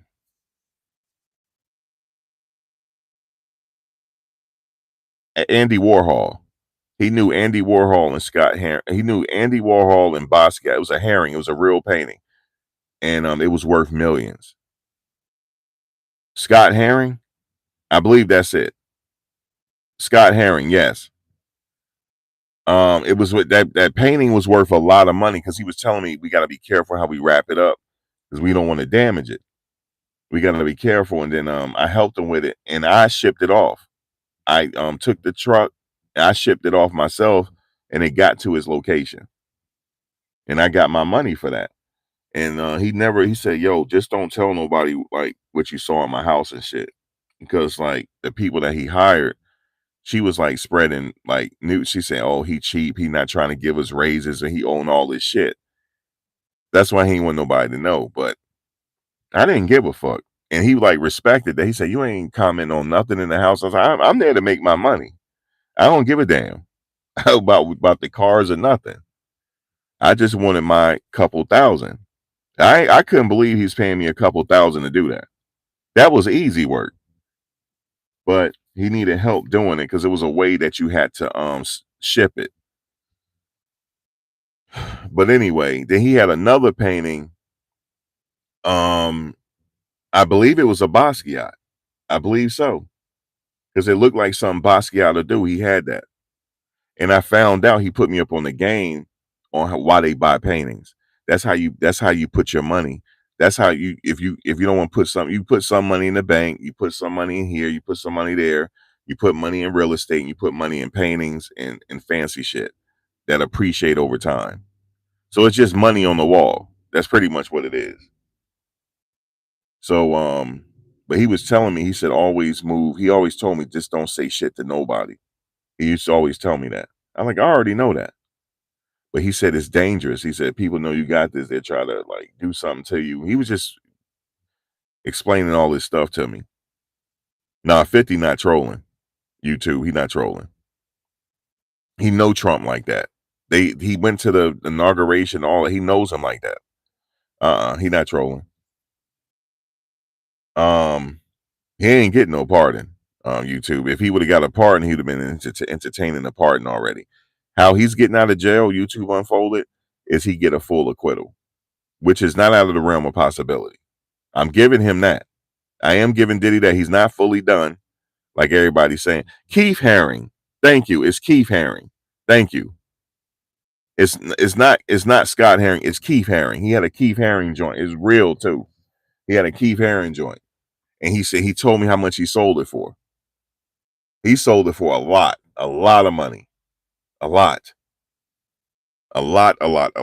And he had a Basquiat. I know he did because it looked like something Basquiat would do. He had some sketches from Basquiat. He had sketches, and that was worth some money. And he told me you put your money in stuff like this, and you hold it over time, and you make money. He was telling me that. But I'm not gonna give you his name and all that to tell you his business. I'm just telling you what I experienced. But he was telling me, he said, you just got to move on the low. He didn't say on the low, but that's how I'm saying it. He's a white guy. He didn't say it like that, but he said, you got to be, inconspicuous or something he was saying. But I didn't care about all that. I knew I was like, okay, the painting, I just want my money. Like, I don't care about your cars. Cause he had one of them cars that what's his name passed in. No, it wasn't the same car that what's his name passed in, but it was one of those cars. It was a race car. It was what's his name? James Dean. That car he died in. He got one of those. And I never seen nobody one of those in a minute. I saw a guy in New York one time at a car show with one. But he got one. And that car is worth some money. He gonna sell that one. Yeah, paintings are used like that. But let me tell you why he was so secretive. One time, my boss, she's like a hater. And he always keep her close because she knows what she's doing, you know what I'm saying, as far as the industry. But she's a fucking hater though. You know what she said? She said he in there making illegal moonshine in the lab. Did you know he can get in trouble for that? Like, it has not been confirmed that he's in there making moonshine. And yes, I do know how to make it. I worked in the lab for 20 plus years. I work with a lot of chemicals. I know a lot of shit. I know how to I know how to make you disappear. That's what my brother used to say. I can make he's a chemist. My brother's a chemist. He's retired. He's about to retire now, but he was like, yo, I know how to make you disappear, yo, without fire. But one time, I'll never forget this. There was this chemical. I'm not gonna tell you the chemical and stuff, but it's this chemical. It was like a drum. It was a steel drum. We had to, before I picked it up, I said, okay, in 5 seconds, I'm about to lift it and I'm getting ready to hand it to you. And then you're gonna confirm that you got the grip, and then we're gonna move. That's how dangerous this shit was. Okay. That's how dangerous this was now. Okay, guys, I'm getting ready to lift this, and you're gonna help me move it just a little bit. And we're like, okay, on the count of five. 1, 2, 3, 4, 5, lift. Then we all lift. That's how dangerous it was, because that shit get on you, you done. You done. I remember one time my brother got burned real bad. He was out of work for 2 months. This when we were working at the same lab. He's like, I'm burning, I'm burning. And we didn't see nothing. Like, he's on fire, we couldn't see it. We had to put him in the shower and put this chemical on him. I never forget that, yo. He was out of work for a while, yo.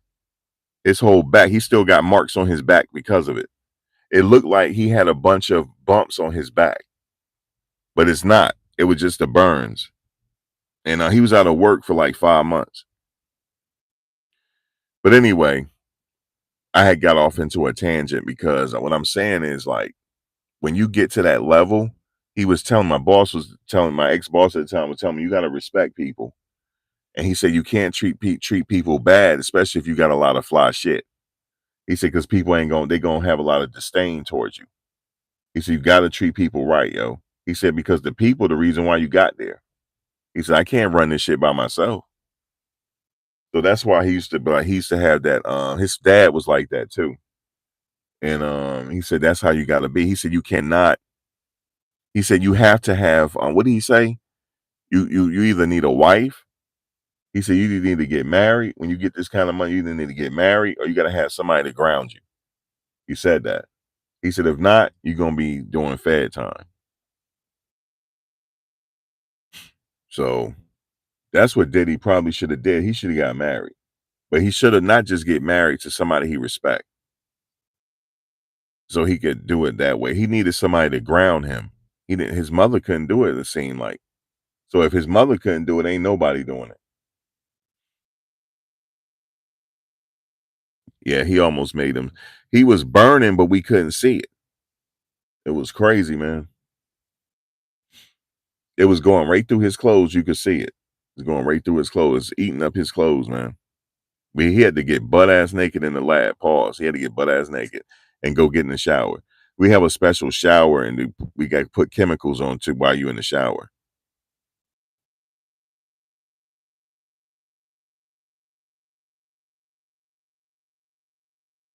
Could be, Avid. It could be, and that could come out during sentencing. You know, when they argue mitigating circumstances on why he should get less time, then they could bring up his childhood, his rearing, and stuff like that. You know, he wasn't with his father. His father died when he was younger. You know, stuff like that. You said no woman want to try to control that. Well, I'm talking about if he respected the woman, like to listen to her, like he needed somebody to ground him. There's rules and decorum in this world that you have to abide by, or there'll be lawlessness. Like, for example, the judge. The judge, we rise for the judge when he comes in. We rise for the jury when they come in. It's just a matter of decorum. because if you don't have rules, it'll be really dangerous out here. You got to have something. Because you know why? Because you got some people that just got the devil spirit in them and they just go around killing everybody. So it has to be set up a certain way out here. It has to be set up a certain way out here so that you could be safe. Because if we had a bunch of him running around, thinking he could do whatever, it'll be dangerous out here.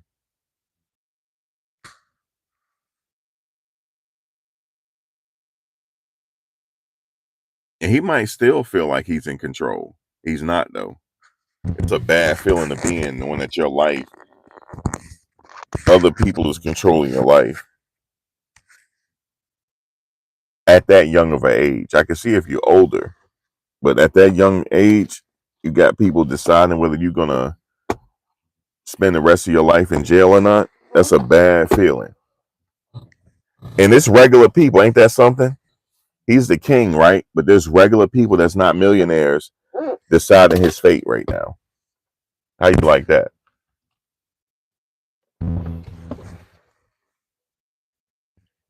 You got people right now that he probably would have looked down upon. They're deciding his fate right now on whether he's gonna go to ADX Florence, because that's where he probably going, or go home to his family.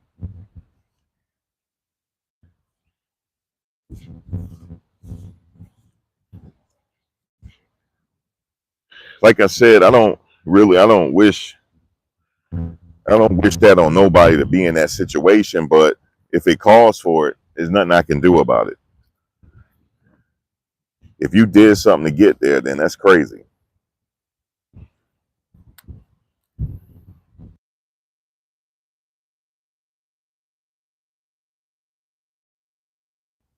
So we'll see how I'm the one that's gonna say, yeah, it don't look good, but we're gonna see how it play out still. I'm gonna give him that.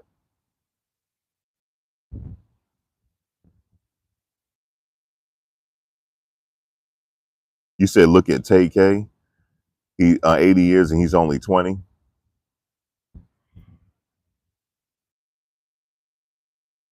I did look at his case, but I didn't follow it every day. I looked at transcript stuff like that. Certainly a tragedy. When you're 20 years old and you get sentenced to that amount of time, and when they sentence him, I just see the look on his face.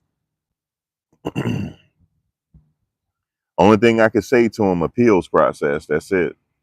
Does it look like Tory Lane's gonna get some work in the appeals? He eventually coming home if he make it, because that hit on him, I think that was a hit.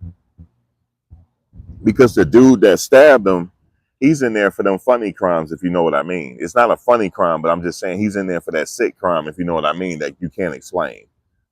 There's one crime that you cannot explain. There's two crimes. You can explain murder. You can explain deleting somebody. Maybe your life was on the line. Or maybe it was a crime of passion. Like somebody was doing something to your kids and you just offed them. That's crime of passion, right? You can explain that.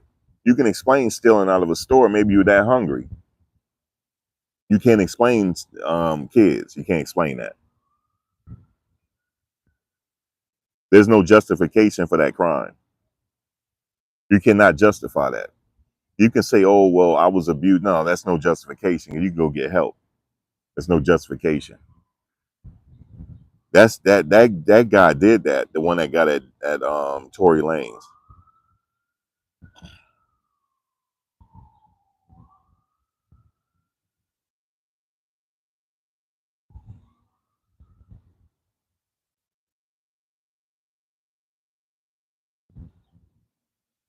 Oh yeah, I heard that rumor. Yeah.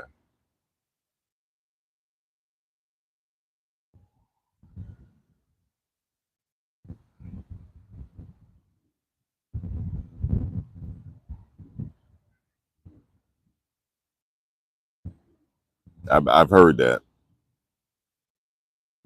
and it's like I know some people that lived up in that area. I knew somebody that lived on was it 140th? Where did they live at, yo? My mother had a friend over there. She lives in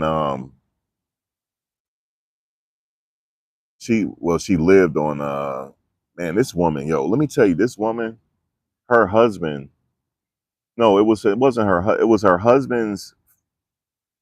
How did she get this money, yo? The black woman too. It was her husband. How did this work? Her husband grandfather or something had money back in the roaring 20s, and her family had money doing like reconstruction and shit, and they moved, and her family moved to Harlem. His family moved to Harlem, and he used to be like a numbers guy, and he owned a lot of like juke joints, they call it back in the day. He made a lot of money, and he bought a bunch of brownstones in Harlem. And when her husband passed away, when she was like in her 30s or something like that. She'd been single forever, and she inherited all of that, and she sold all them brownstones like in the late 90s when Clinton had an office there. She started selling. She made millions. Then she moved to Fifth Avenue. Man, we used to go to her house sometime for Thanksgiving. She said, boy, I'm gonna have to grease your pockets. And she always used to say that. That lady could not find a $50 bill to save her life, yo. She used to carry cash. She used to put it in her bra. You know, that's old school, her bra or her girdle. Boy, let me get some cash out for you. Yep. She no longer with us, but she was a really good person. But there's a lot of brothers and sisters that you don't hear about. It's this spot in Harlem, Abbott. What's the name of that street? There's a famous street in Harlem where they got like the cherry blossom trees, and it's really nice, colorful. It's really colorful. I forget that area. There's a lot of brothers and stuff that still live on that street that got old money. Old money. I can't remember. It's called something. Something. Yep, that's it. Thank you. Thank you. Did you know a lot of those homes, there's a lot of brothers and stuff that had money back during Duke Ellington them time. They had money. And it's considered old now. And a lot of their kids live there now. Like grandkids and stuff that own that property now.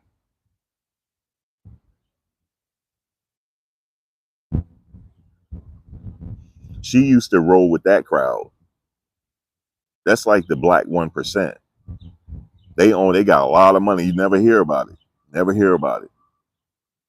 But if you ever Google some pictures of the Jackie Robinson Foundation, just Google it. That's them. I went to school with some of their grandkids.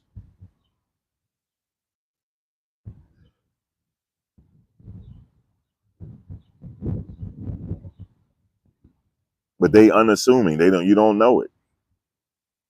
But you occasionally see them going up in them nice browns. So I'm like, how do they afford that? It's old money. Old money.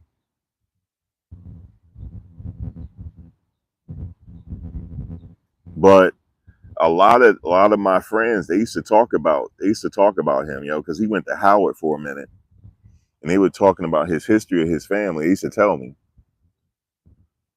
They said his dad was running with some people, and he allegedly got assassinated. Or it's a whole story that I don't even know about. So I really can't speak on it. But I know I'm getting secondhand information that was passed down to us. But they used to talk about him, and he had a little bit of clout in that or in that around those people, but he kind of branched off, and he got into entertainment and all that, and he didn't look back.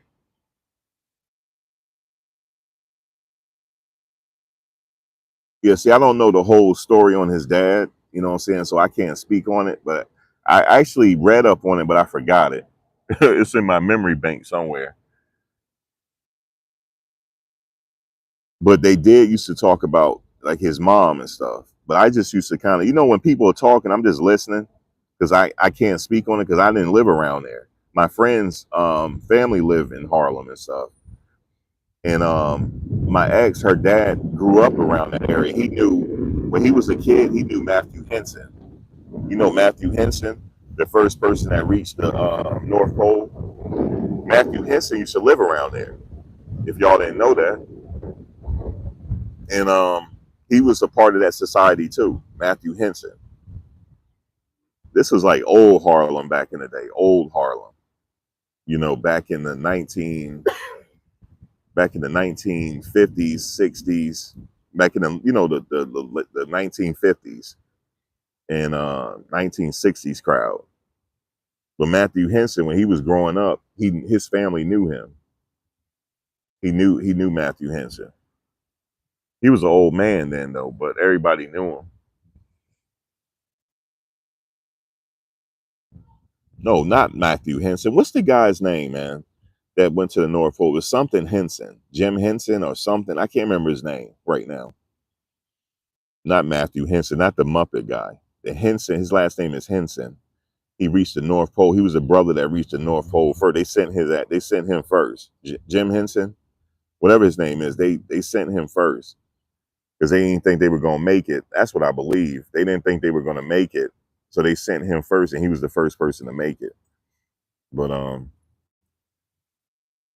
his family used to run with that old Harlem crowd, and these brothers and stuff, they had money, yo.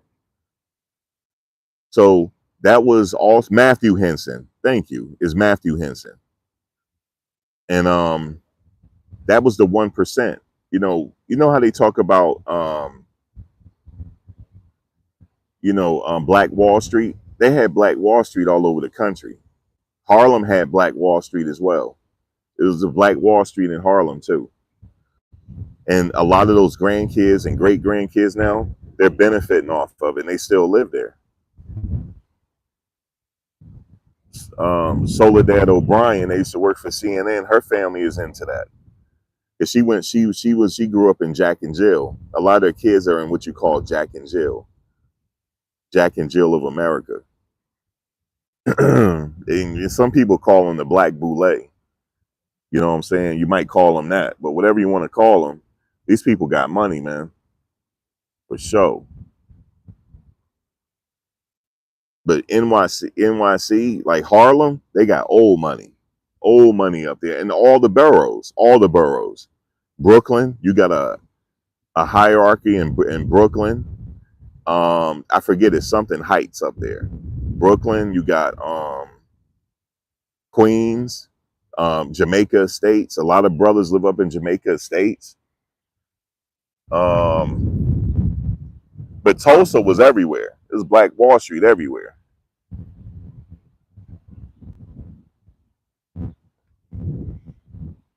They don't tell us that in the history books, but everybody wasn't doing bad, yo. But a lot of us were though. But we still had the 1%, even of the quote unquote. I call them. We're Native actually, because people say, "What are you, Black?" That's not a nationality. We're Native actually. We're Native American. If your family lineage come from here, you're Native American. But yeah, the Upper East and West sides of Manhattan, brothers still living there. Just go look. You just walk the street, you'll see them. Remember that, Avid Chatter. What was that street that last address that Maya Angelou lived at? Okay, so where Angelou used to live in Harlem. That street right there. Um,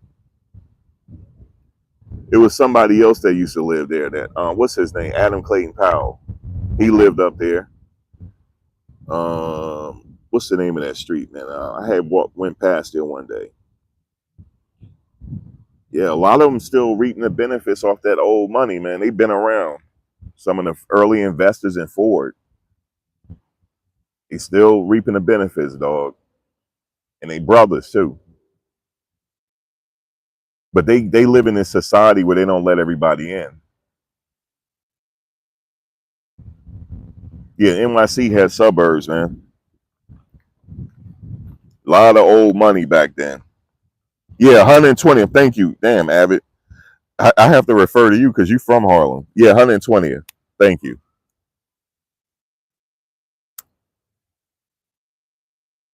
Because when I was a kid, like my mother's friend, and how my mother met her, they went to college together. When my mother moved up here, she went to college in New York City, and that's how she met her.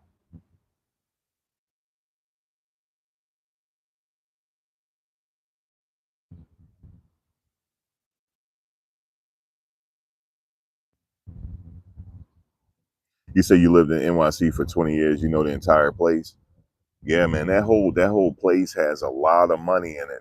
That if you just walk by there and just like take a walk and scroll through, especially that street she was talking about, you'll start to see them.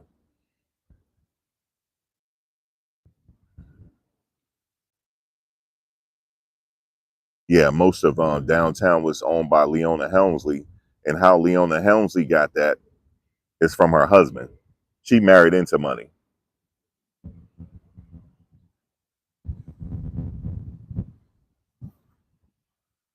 I believe they owned the Empire State Building at one point. Their their portfolio, yeah, they did own Empire State Building.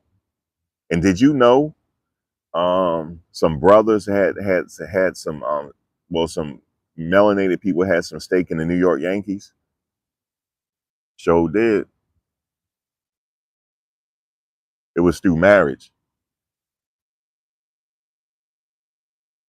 There's a lot of old money. When you think about the 1% is comprised of all hues. It is. They just don't talk about it though.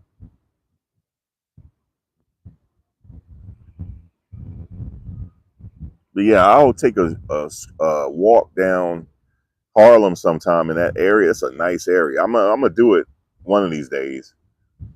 And I just be looking at the architecture is really nice. And I'll see brothers coming out of there, man. Straight up. Get, what's his name had a house over there at one point. Jerry Seinfeld. He don't live up there no more, but he used to live over there.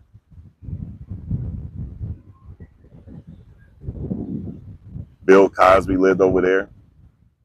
He still got property over there. He don't live in it though. Bill Clinton bought something over there because he had an office over there at one point. That's how I knew Harlem was getting ready to change when Bill Clinton had his official office after he left the White House. He had his office over in Harlem. That's how I knew it was getting ready to change. I knew it was getting ready to change at that point. But Harlem ain't the same. Like that area, man, it just always had that 1% over there. But certain parts of Harlem was off the hook back in the 80s. Lord have mercy. I'm like, damn. It's certain parts of areas. I'm like, man, you couldn't walk back in the day. Your daughter went to Harlem yesterday. She loved it. A lot of people do. They gentrified a lot of it. Certain areas it's not gentrified, but the majority is. And like you going up to the Heights too. I call it Little Dominican Republic. I hadn't been up there in a while.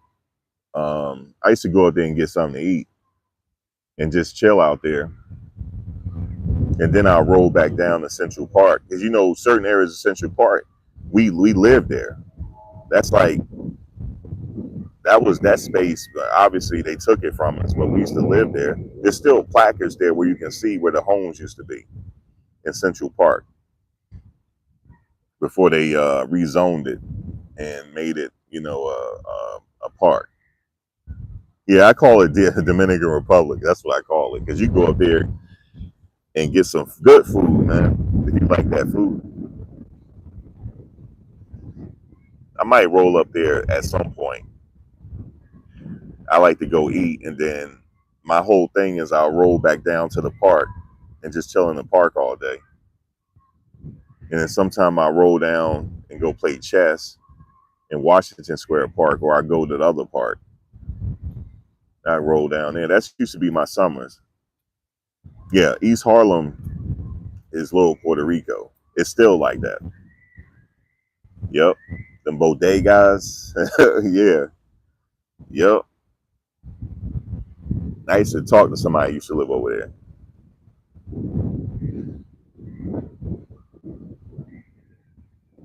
But I honestly feel like, what made New York so good is that it's expensive in Manhattan. It's expensive as fuck. But you had the outer boroughs that it was still kind of reasonable to live, as far as expenses wise. But now that's changing. That's been changed since the past 15, 20 years. It's not like that no more. A lot of the rent control places are gone, especially in Hell's Kitchen.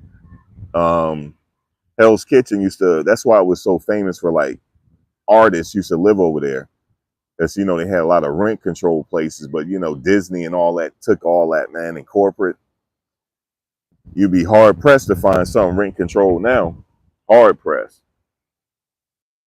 But that's what made it livable, desirable.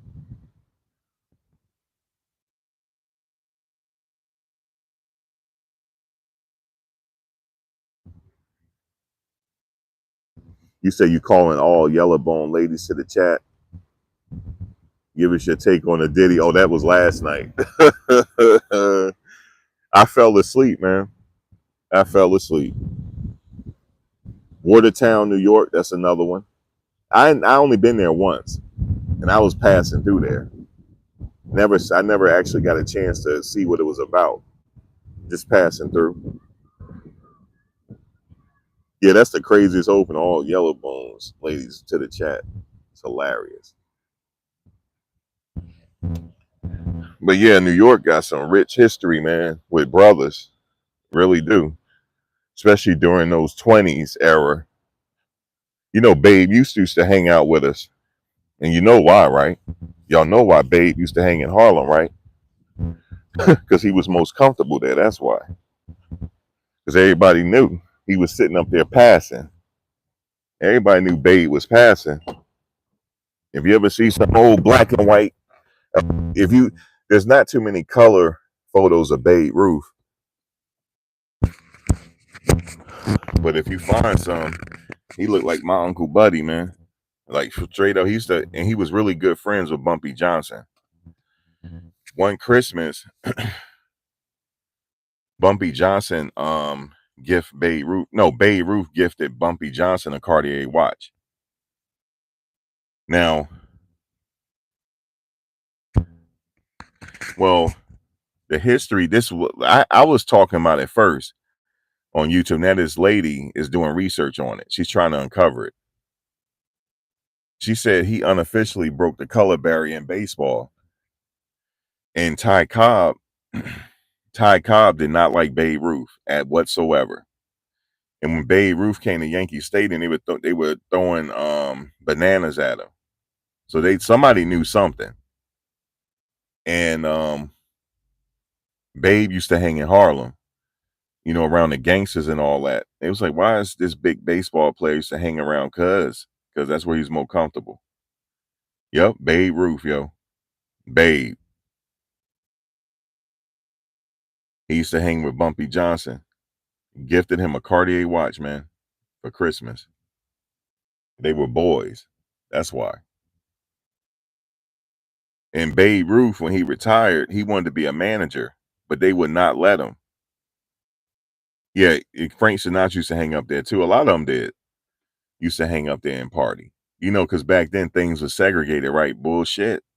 They still hung up in Harlem. Yep. Because that's where it was popping at. Back in Harlem. Well, you said John Gotti was the real king in NYC. Well, John Gotti was the last boss of the old era. He was the last boss of that like crazy era before Giuliani and them came in and did that RICO and updated the RICO charges to include everybody. And they started giving it because back then before that they'll get 5 years, 4 years there, might get the most 8 years, and they'll come back. But they started giving them 20, 30 years. That brought down the mob. The mob is not the same as it was when we were growing up. Generation X, we was the last to witness that old mob style. But this pizzeria I used to go to, they owned in New Jersey, it was mafia owned. There's some good ass pizza, I tell you that much. I went to school with some of their kids. But that was the last era of it. John Gotti. I remember seeing him one time in Short Hills Mall one time. He had a bunch of bodyguards with him. I was a kid then, but I was up there. My mother was doing some shopping, and we ran into John Gotti. He had a bunch of security with him, dog.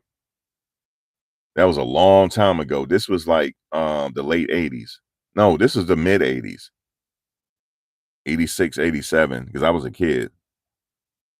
But back then, that was it.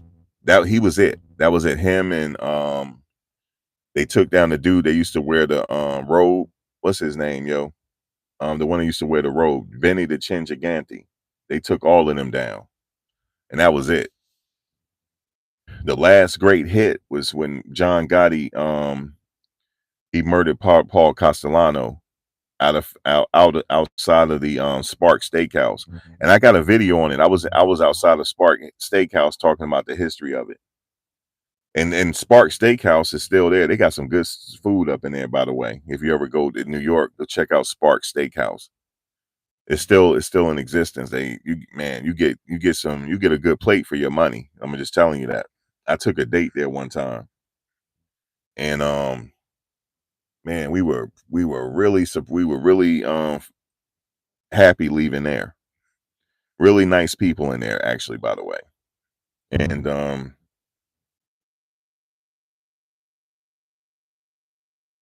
it's empty in there in Staten Island. I believe it. There's a guy that on YouTube, he used to go around talking about mob stuff. He used to go around giving the history and stuff. He used to drive this truck. He used to talk about it.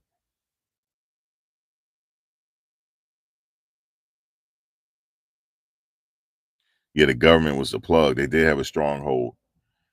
See, I didn't know too much about it when I was growing up. I just, I knew about it as I got older, started doing history on it. But we lived it, though.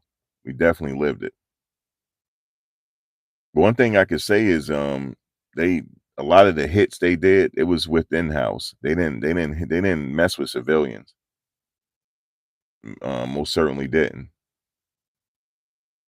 It was all within the business. And I have to say, even with that crack era and stuff, a lot of people were dying. They were in the lifestyle. Because that stuff used to happen. I felt like a war was happening around me, and we just had to like dodge and duck because stray bullets don't know any names.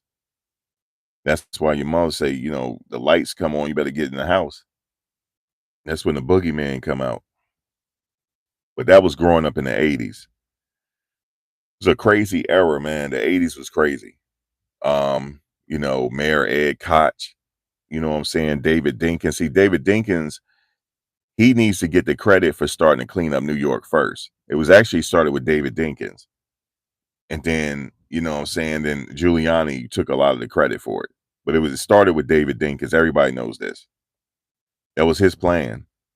You know what I'm saying? But I remember going up in Manhattan, 40 Deuce and all that. Man, it was all these peep shows and all that stuff. We used to sneak in peep shows, man. When my mother was getting her hair done. Oh my God, yo, let me tell you. See, back then, kids we all traveled together, so we were safe because the kids we get on the subway and travel together. My mother had to go to this braiding place with the Africans up there in Harlem or up there near 125th. We used to take the train because man, it seemed like she didn't get her hair done until like late night. So we used to go back downtown and sneak in peep shows, and we had to get back at a certain time to meet her. But we used to sneak in peep shows, man. We used to sneak in the peep shows. It was wide open. They used to have a track out there. When I say the blade, they used to have a blade right there. If They used to have a Blade right there and right there in Midtown. Used to have a Blade, women standing out there and stuff, and then taking people to the bus. Because you know where the buses be parked at by the terminal. You know where the buses they not going to be riding for the night. You know those are Greyhounds. They're taking right in the Greyhound, and take care of their business. Yeah, it used to be back wide open back then. It used to be off the hook, and then Disney took over and all that. Giuliani and them, they cleaned it up. Yeah, 42nd was dangerous. Yeah, it used to be the players used to be out there, the pimps. The women be out there on the track. We used to call it the track, but people call it the Blade. They used to be out there on the track, panning, be out there on the track, man. And then we know about Hunts Point. When I first got my license, we used to go to Hunts Point, mess with them. But then Hunts Point used to have the races at night after midnight. People go out there with their cars and stuff and race out there. So we used to be at Hunts Point watching the races. And then the documentary Hooker John's Trick or Treat that was out there in Hunts Point. But we used to go out there messing with them. We ran into that girl. What was her name? She was on the Hooker John. Her name was Cindy. We ran into her, yo. Ran into Cindy, man. She was the one that was like, I'm about to retire. She said she about to retire, right? But her pimp, she said he had a stroke. That's what she said. She was out there. Craziness. It was wide open back then. But now you walk through 42nd and all that. They used to call it 40 Deuce back in the day. But you go through 42nd, it ain't like that no more. It's just like, whoa. It's like everything has changed. They really gentrified that spot. They weren't playing. Because the money got tired of it. They wanted him to clean this up. They got tired. They didn't want to pay millions of dollars for an apartment, to own an apartment and go downstairs and hook her out there. They ain't want that no more. But they had the thing back in the 70s, late 60s called white flight, where they moved to the suburbs. Now the white flight is coming back down. But it started in the late 60s and 70s after the riots. They moved to the suburbs. They call it white flight. And those were the days, man. It was crazy, man. We used to sneak in the peep shows, badass kids, sneaking in damn peep shows, man. We used to get our quarters together because you had to pay quarters. Some of them were live peep shows, and some of them were just videos. We used to do that, and quickly go back to my mother by the time she got her hair braided. We used to go back up there, and then I remember back in the 90s, they had this spot called, his name was Branson. Man, I remember the first time I went in there, it was a storefront. And I said, well, how much this shirt cost? They looking at me like I'm crazy, yo. He wasn't selling no shirts up in there. He was selling he was selling the loud. He was selling the loud. That's what he was selling. It was a Jamaican dude. But yeah, the triangle weed bags. And you get that back then it was selling nicks, dimes, quarters, you know what I'm saying, 20 sacks. And then you take the train, go back right on the train, go back downtown. We used to hang in the village. Because I told you, my homegirl, her parents own a brownstone. Well, she owns it now. Her and her brother own it now, but they own a brownstone out there near Washington Square Park. So we used to go chill with her people, and then stay out there all night. And I don't know if y'all know this, Washington Square Park, it's a burial ground. Did y'all know that? There's still bodies buried under there. Do y'all know that? Sure is. A lot of New Yorkers don't know that. Washington Square Park, and it also used to be, it was a spot where, like, if you couldn't afford for a burial, I forget what you call it. And then they got another island. It's not Rikers Island. It's an island out there that's not on the map. New Yorkers know where it's at. That's a burial ground. It's a burial ground. It's a potter's field. Yes, it's a potter's field. But So it's a lot of history out there. And I did a history tour. That's what I was going to start on this channel, doing history tour of certain areas out there. And I went near where they said was supposed to be this haunted place, and I got freaked out. The video is still up. I got freaked out, and I know YouTube Unfolded was laughing at me because I run into my car and shit. She said, "This dude is scared, yo." I did, because the damn lights cut off on me, and my ass went running. Because I would look, I'm out there 2, 3 o'clock in the morning filming shit, and my ass went running. I sure did. I said something don't seem right. I went running. Where they made Irish immigrants live. It's called 5 Point. Yeah, 5 Points. But man, oh man. Yeah, he said he will tell the stories. I do have stories for you. I tried to um I tried to start a history driving tour through New York City and got freaked out one night and took my ass out of there. I sure did. But you know, I'm always thinking about my stomach. I had to go get some pizza first. I had to go get some pizza, and I sat up there and got freaked out. They was like, "Bro, why are you leaving?" I said, "I'm out of here, man. I'm out of here. That place is really haunted, man." You said, "I don't know why Max doesn't do voiceovers, like voiceovers for like doing the videos and like doing my voiceover. I should do that, but I need to film it though. I have to film it, but I can tell you some stories." You said 5 Points equals Lower East Side of Manhattan. Yeah, the LES. You talking about the LES section, Lower East Side. I had a friend live over there. They don't live over there no more. Um, Everybody moved, man.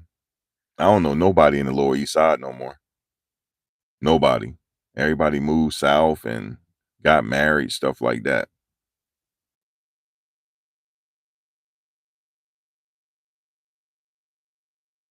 You said do movies, commercials, etc.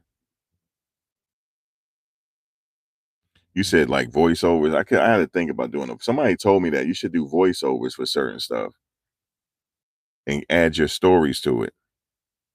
But man, I do got stories up in the city. Man, I got a story about the Tunnel nightclub, what we call it the Tunnel, because because Peter Gation, it was a guy that only had one eye. He owned all that. He owned the Tunnel. He owned the Limelight. What else he owned, Abbott? He owned the Tunnel. He owned Limelight. You know, that Gothic looking church on 6th Avenue. He owned that. That used to be called the Limelight. And he owned another one. Okay, so check this out. We used to sneak into the tunnel. Now, we back then you had to do fake IDs, but we didn't need fake IDs. Let me tell you what we used to do. So we used to hang out there, and we never like, man, we not getting in. So we all put some money together, because it was like 5 or 6 of us. We were deep. We put some money together and greased the bodyguard's pockets. We the bouncer pockets, and he let us in. And then we got to know him, and we give him money, boom, let us in. Just like that. And he used to tell us, y'all, you give me this amount, I'll let you in. And he used to let us in. Branson was in Harlem. Dom. Yeah, we was there at 16. You see what I'm saying? And because back then it was different. Our parents used to let us hang out because we were all hanging together. So we were all safe, you know. But let me tell you what happened in the tunnel one night. Y'all remember Big Cap? Y'all remember Big Cap, the guy, he passed away. Now he's a DJ. Big Cap. Big Cap used to DJ in the bathroom area. And he used to break all of the songs before they hit the radio. Big Cap used to break everything before it hit the radio. And then here come Funk Flex taking credit for it. But anyway, that's another story. Okay, that's another story. You know, whatever. I'm not knocking Funk Flex hustle, but Big Cap was the man in New York City.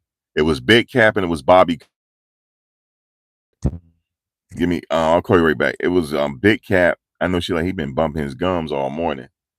It was Big Cap and Bobby Condas used to do the reggae. And what is his name? Yeah, Big Cap. And he used to break off. So one time the bathroom used to be co-ed.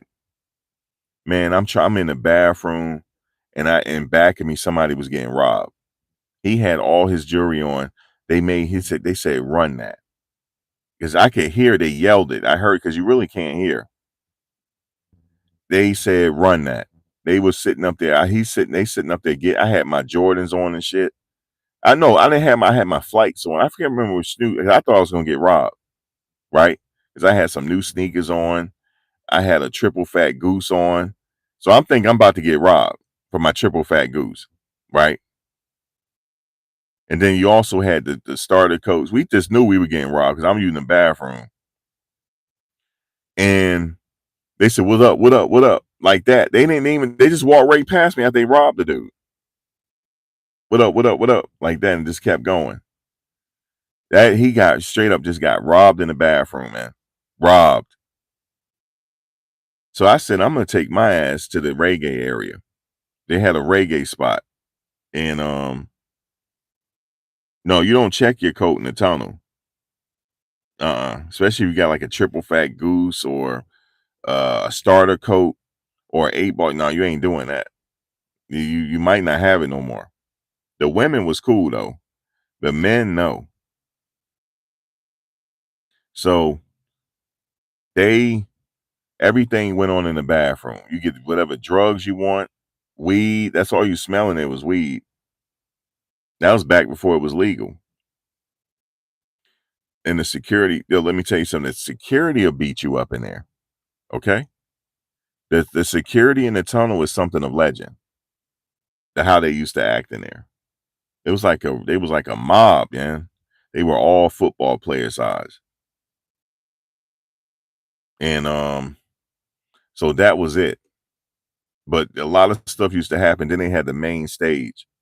I remember one night Mobb Deep was there, Nas came, and a few other people. Dougie Fresh. This is another spot called Home Base. And then they had another club called no, it was Home Base and the Muse. It was a club called the Muse. You know what I'm saying? And I used to like going to the Muse. My friends like, yo, I know you want to go to the Muse. I want to go to the Muse. And because they had the Bobby Condas used to be there too, and do the reggae. I remember that I met this one. She was from Uptown. Um, yeah, Flex always letting the ladies free first 500. And I used to like the reggae because you could dance all up close and all that. I used to love that right there. I remember I was trying to get a number because back then we had to get numbers. You see what I'm saying? So I'm trying to get the number, and next thing you know, they start shooting outside the club. Everybody ran. I've lost her. I don't know where she went. I was mad as hell. And I remember Fat Joe and then his whole crew, they had MPV vans, Mazda MPVs. They all rolled up deep, messing with people and shit. Now Fat Joe talking about he wasn't with the shit. Yes, he was. Yes, he was. And if he wasn't with the shits, he knew people that was with the shits. But he was with the shits. I don't care what Fat Joe say. Bullshit. Yes, he was. Because he out there, he was drunk as hell fucking with people. Yes, Fat Joe. Fat Joe. Because we ran. We ran from them. Yeah, you know what I'm saying? I ran from Fat Joe and them, yo. Because he had a bunch of people and they would start and shit with people, checking pockets, all type of shit. And we weren't trying to get, the Latin quarters too. I've been there too. We're not going to sit up there and try to get robbed by Fat Joe and them. Because he had that song, You Gotta Flow, Joe. You Gotta Flow. That was the banger, you know what I'm saying? You Gotta Flow, Joe. So he was known already. Because he had that song came out. Like, he said, "Nah, fuck the rucker," or something he was saying. You know, that song was the shit right there. Fat Joe. This is before Terror Squad. He had Flow Joe out. because he used to hang out in Ralph McDaniels and all that. He used to hang in the club with Ralph McDaniels. And he used to freestyle for Ralph McDaniels. But Fat Joe was with the shits. I don't care what he say. Talking about he wasn't with the shits. Yes, he was. Yes, he was, man. But see, now he trying to clean his image up and shit because he got a lot of money. But bullshit, Fat Joe. You was with the shit. He was. He said, you know how I give it up? Blah, blah, blah. How I give it up? Like me ran, yo. We straight up. We were kids then. He was older than us. Fat Joe is older than me. We fucking ran. I ain't gonna lie to you. We ran. We ran. We ran. But they rolled out deep too, man. Yeah, motherfucking Bronx, the BX bitch.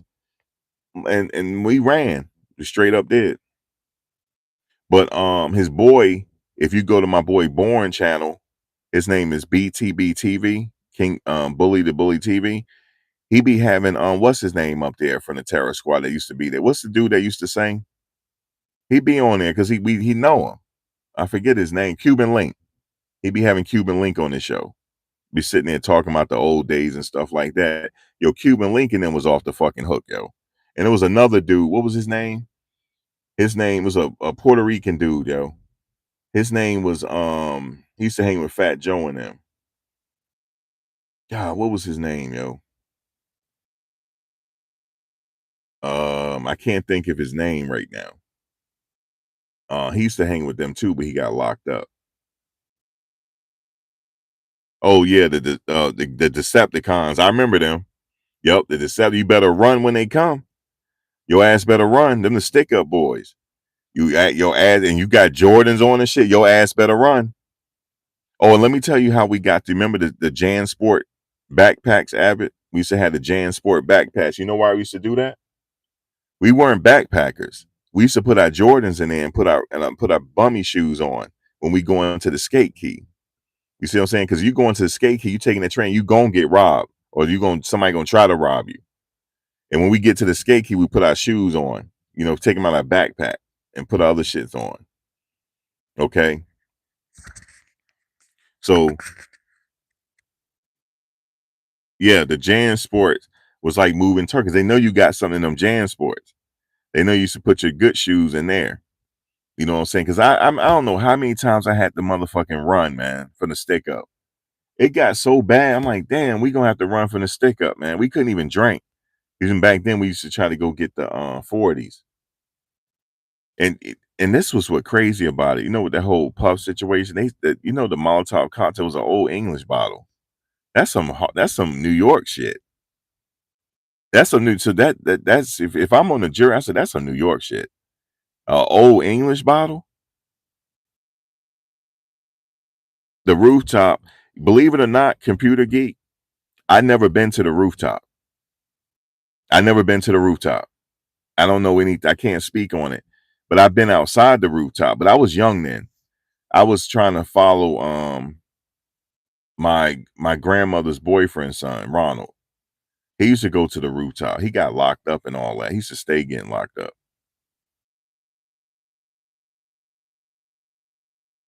You said that's how you know. Yeah, the old English bottle. Come on, Puff. Puff is New York.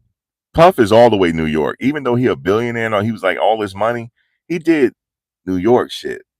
Like he still couldn't get it out of his system. Old English bottle, Puff. But I never been to the rooftop. Yeah, the rooftop. Yeah, me and Abbott about the same age. Yeah, we were still on the damn porch. I never went to the rooftop. Okay, I can't speak on it, but I do know where it was, and I know it was lit out there with the cars. Because what people used to do, they used to bring their like cars out there, the BMW drop tops. You know, that's Alpo and them. So when Alpo and them was running New York, I was a kid, but I lived in the Bronx on the weekend with my aunt.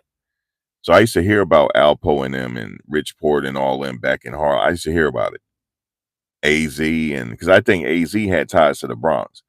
Because how I know that is because my grandmother lived near she lived near Gun Hill Road. And so he had ties to the Bronx. I don't know, is he from the Bronx? Is AZ from the Bronx? Because his name used to ring bells out there. I don't know. Oh, the Willie Burgers. Yeah, Willie Burgers. My grandmother used to take me there. But that's all as far as I know. Like I don't know anything past like when I was a kid. I can't speak on all the stuff that was happening in the early '80s and stuff. Yeah, he had family in the BS. Yeah, because um, you used to hear his name like, oh, there go AZ, the blah blah blah. He used to have a BMW and all that. Um, all those guys used to rock BMWs, band, all that stuff back then. This is the height of the crack era. But I can't speak on too much of this stuff because I was a kid. So never been to the rooftop. So never been to Kilimanjaro's. Never been there. Yeah, there's certain place I've never been, but the old heads could talk on about it a little more. But yeah, man, it was wide open back then. It was really wide open living there back then. It was wide open with shit. But we made the best of it.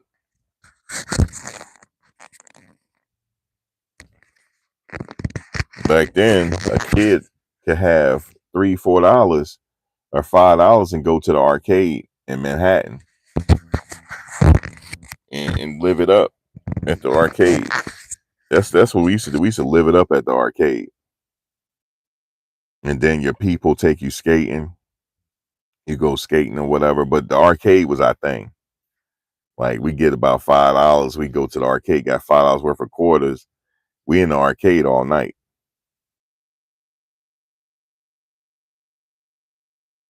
Oh, the NYCD had to use them tokens, right? The subway, I remember, yeah. We used to jump the subway. I'm sorry to tell you that. We used to jump that joint. Especially it was a subway right there on 9th Street and 6th Avenue. It's up the street from West 4th Street Courts because we used to go to West 4th Street Courts to watch the games. And we used to get there on and go have some pizza up at Ray's on the corner of 11th and 6th. But right there on 9th and 6th Avenue, there's a subway right there. We used to take that to Journal Square and go home. And then from Journal Square, we go to New Jersey. I mean, where we go back to Newark Penn Station. They used to pack your pockets in arcade for, but you see, here's the thing. Yes, we got our pockets, like that, but you have to run. See, when you go outside, the stick up, when the stick up is coming. We used to call them the stick up boy, the stick up. They be riding around and hoopies and all that. You got to know to run. You have to run. Yeah, we got our pockets tapped a few times, shit like that. Maybe a few quarters taken from us. But that was the days, though. They didn't kill us. You know what I'm saying? They just, they see some little kids, they know we got change and all that. But sometimes we had to run. And we couldn't wear our good sneakers to the arcade because, we might get rolled on. And my boy, he had a bad leg. He couldn't run, so we had to wear our bummy stuff. So you had the bummy stuff. The worst thing is they pat your pockets. So we got our pockets patted a few times. We were kids, though. I mean, we were kids. We still had fun, though. We got you say you socked the dude, ran all the way back to 33rd Street on the PATH train. Dude, the 33rd Street, the PATH train. Bro, my boy got almost robbed. We had starter jackets, right? Now, I tell this story. I know y'all gonna be like, damn, you ran on your boy and all that. Cause I know y'all gonna say, like, damn, bro, you punked out. I thought he was running. Yeah, I thought he was running, dude. It was a strong, it was it's not, it was a strong arm robbery. Because you know how the dude come up to you with their hand in their pocket, act like they got a gun? That's what he did, and we all ran. And then all we heard was all this change drop on the ground. This dude had my boy had a lot of change. And it was like, bro, he running his coat. He running his coat. It was, I tell the story. It's still not funny. It's still not funny. they stole his starter jacket. I had a Washington, back then we called them the Washington Redskins. I had a Washington Redskin jacket. I wanted a Jets one, but they ain't have it. And I need a starter jacket bad. I was like, Ma, I just get that. Just so I can say I got a starter jacket, you know what I mean? So they try to get numbers. You know, you got you a starter jacket, you know what I'm saying? You at the arcade, you about to get some numbers. You know what I'm saying? Look, I got the starter jacket. I got the Barclays on with the strap, you know what I'm saying, the match. You see what I'm saying? I got the Barclays on. You know what I'm saying? Got the Levi's 501s on. You know what I'm saying? Got the mock neck on. Yo, I'm about to get some numbers. You see what I'm saying? But occasionally, you got to get a cab. Everybody knows this. You got to get a cab. If you got to go to certain areas, especially Brooklyn, you got to get a cab. Because if you're going to sit up there and walk, take the train, your ass better be Carl Lewis. Because you're going to get robbed. Okay? But that was the culture. We still loved it. We still had fun. Okay, I have a story. One time I went to Marcy Projects. This girl I met on the chat line. Okay, I shouldn't even tell the story because that shit is embarrassing. I don't think I'm gonna tell it. I don't think I'm gonna tell that story, yo. I met her on the chat line. The Brooklyn Raven.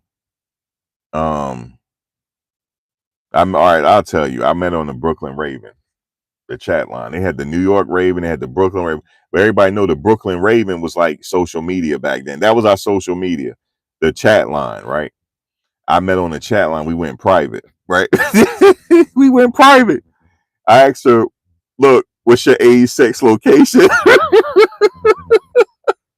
Yo, what's your age, sex, location, right? And she was like, "What's your age, sex, location?" So we got that out the way, right? Dude, Marcy Projects, yo. So she was like, I said, "Where you at?" She's like, I'm in Marcy, whatever. I said, oh shit, right? Because my grandmother boyfriend used to live in Marcy. So I said, all right. And so we were talking and she said she kind of looked like Spenderella a little bit. She really did kind of look like Spenderella. I thought I was getting catfish, but we didn't call it catfishing back then. But she said people tell me I look like Spenderella and shit. I said, oh shit.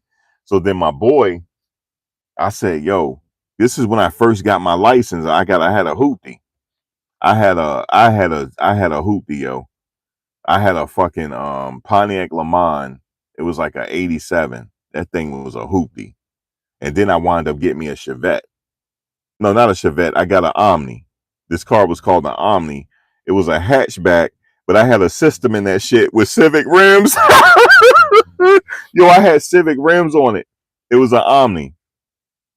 And so anyway, we went out there. We said, all right, we're gonna set it up. Me and my boy, we went to the mall to get fresh because that's what we used to do. We go to Newport Mall. We went to the Eddie Bauer joint, had me an Eddie Bauer V-neck.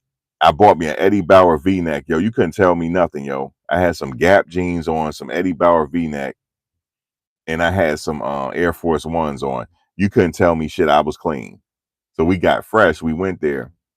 Next thing you know, because she said, "Yeah, I'm gonna be outside." Because back then, I had to call at the payphone. I had to call at the payphone. I said, "Yo, I'm almost there." And then when I got there, it was all these dudes outside, yo. It was all these dudes outside. My boy was like, "Yo, park here." Yo, I'm like, "I'm not parking here. Where is she?"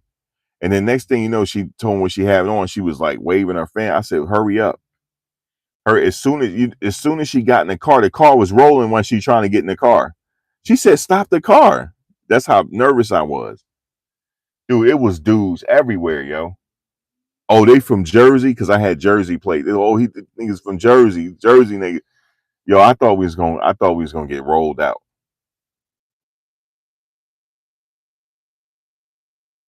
But we had fun. We took them to we went to 42nd. I went and found a park somewhere. And we went and got something to eat. And we went and what did we do on 42nd? We was walking around and then we went to the village. We went into the park and we was smoking. And that's our idea of a date. Oh, the Carolina Herrera cologne. That was the shit back then for the women. But I had on some Nautica cologne. Just to let you know, that's we had some. I had some Nautica cologne on. The Polo cologne was this joint back then. Polo stuff like that. That's what we wear. We wore back then. But then I had to drop them home. She was like, "You scared?" That's what she told me. You don't want to come. You scared? My boy said, "Yo, let's go up." We got to our house. They was still outside. I was like, "Yeah, I'm gonna hit you when I get home." I said, "I'm gonna hit you when we get home, man." Oh, the cool water cologne. You know what I didn't like? That yolk, that pink cologne, that yolk. That we call it. We mispronounced it. Said it was juke. It was yolk. That stuff stink, yo. You could smell a person 5 blocks away with that cologne. It used to give me a headache. Cool water was good. That was in the dark blue bottle. The cool water. This fiend where I used to live at, this fiend named Ronnie used to steal the stuff. He's a boost. That's how I used to get all the polo rugbies and stuff. That's how I used to get all my polo rugby. He used to steal them. He used to boost and we used to give him money so he can get his crack. But he was the world best booster. He called it boosting. When I used to take him to Willowbrook Mall, he said, "Yo, just park where the movie theater is, and I'll let you know. I'll come out when I'm ready." Man, he used to come across the street from that mall with a bag full of stuff. And I found out how he used to do it. He had a hookup in the storage area. And he used to go in the back of the store and steal the stuff out the box before they put the alarm on it. Yeah, Polo Sport was the thing back then. That Michael Jordan cologne smelled good too back then. So that's how it used to be back then. Puff, he from that era. Puff is from that era. But he was like the big brothers to us. Like Puff and Gene and them, they like the big brothers to us. But Puff ran in that era. Now Puff, when he first came along, he used to throw parties. He was known for throwing some nice parties. But I was too young to go to those. But he used to, and then when he went to Howard, he used to throw parties at Howard as well. And then he finally got on with Uptown Records, and the rest was history. But Puff, he was dancing for Father MC because Puff is a dancer. He could dance, and he used to throw parties and shit, and party promoter. He was really good at it, and then he went to Uptown Records. I think Heavy D hooked him up, and then next thing you know, the rest was history. Then he got with Clive Davis and them because he got fired from Uptown. I'm getting secondhand, like I don't remember half of it, but then he got fired from Uptown, and then he went with Clive, and then the rest was history, yo. And then he got bad, all that shit. Rest was history. He was instrumental with that Mary J. Blige. He had his hand in a lot of stuff. He really mattered. He did. He mattered. He did. He had a hand in Jodeci, Mary J. Blige, um, Mark Curry, the Locks. Yo, Puff mattered, yo. He did. He mattered. Puff really mattered, man. He had his hand on the game. He did. And the next thing you know, I remember he had Biggie and all that. That he really blew up. Missy Elliott, he had Missy Elliott. Yeah, Puff mattered, yo. He really did. He had some hits. Puff got some hits, yo. All the stuff that Puff was a part of, yo, Puff got some hits. And what Puff did, right? He produced too, but he had a team of producers that he used to work with. Yo, they made some hits, man. I'm not gonna lie to you. They did. You know what I'm saying? That's why he's not regular. Puff is not a regular person. He's not a regular. He hasn't been regular since the 80s. He's not regular. He had his hand in a lot of hit records. He did. I have to give him that. Yeah, he's very smart when it comes to marketing and talent. I can't take that from him, yo. He's like the world's best. He was the world's best at it. and he gave you money for your show. I remember I went to a lock show one time. You got your money's worth. He Puff was like a showman. He was a showman. He's like the last of it, yo. He's a showman. And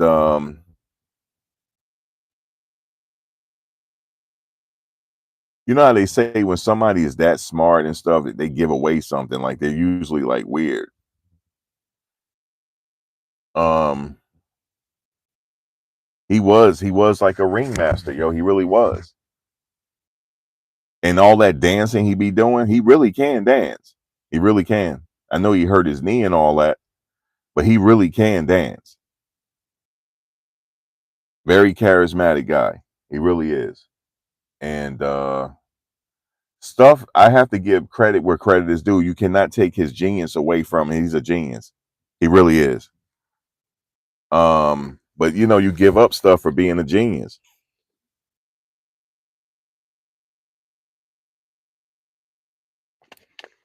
He was a part of that New Jack Swing too.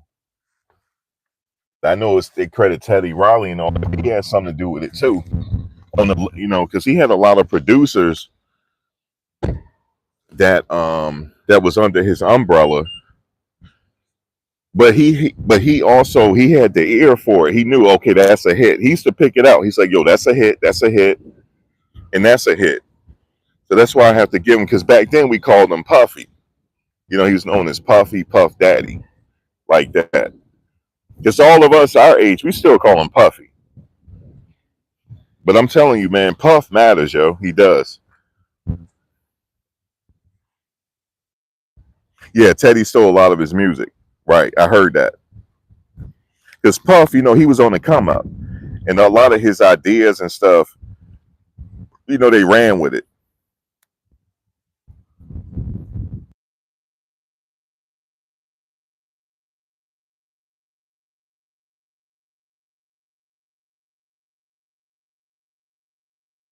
But for his kids to know, they already know your dad is not regular. Your dad is not a regular person. That's why there's a circus going on right now, because your dad is not regular. He is not a regular person. He's abnormal when it comes to like genius. He's abnormal. This man used to hang out with Prince and them, yo, in his 20s. He learned a lot and he's seen a lot. You know, he had to do some stuff in the industry. I know he ain't gonna talk about it, but shit, hanging out with Clive and them and Jimmy Iovine, he had to learn some shit, man. He had to have seen some shit too. That's why people saying that why is he the only one? Somebody groomed him. You know what I'm saying? But no, that man is not regular. He put a lot of hits together, man. That man has been on the stage since the 1980s and never looked back. So I have to give him that. You slash cool word every now and then. I do. I go retro sometime, like, you know, because Amazon, they got all the retro stuff on there. I buy it. I haven't in a while though. But a lot of this stuff the kids wearing that they think is new, that smell like what we used to wear back in the day. They just put a different label on it.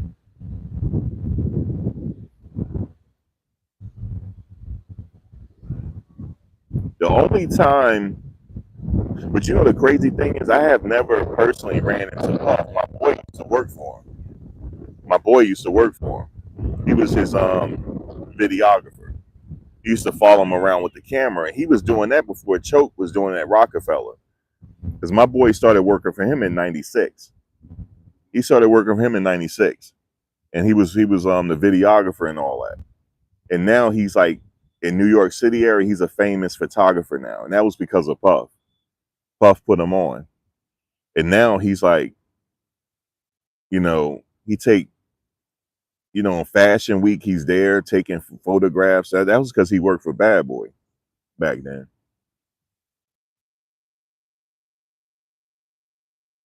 Yeah, Puff put him on, yo. But I'm gonna tell you this though. He was doing it before Choke was doing that for Rockefeller. Puff had the camera following him around. Yeah, my boy Frank, yo. His name is Frank. I went to high school with him. Played football with him. I remember when he started working for Bad Boy. He was like working in the studios and stuff. When Puff in the studio and all that, I think he was like the one to go to the store for him when he needed something from the store. And then next thing you know, he started being his videographer. And he was the reason for him in the game right now as far as photography. And he don't have no bad stories. He don't. Puff was like a big brother to him. I never met Puff though. I never met him. Never met him.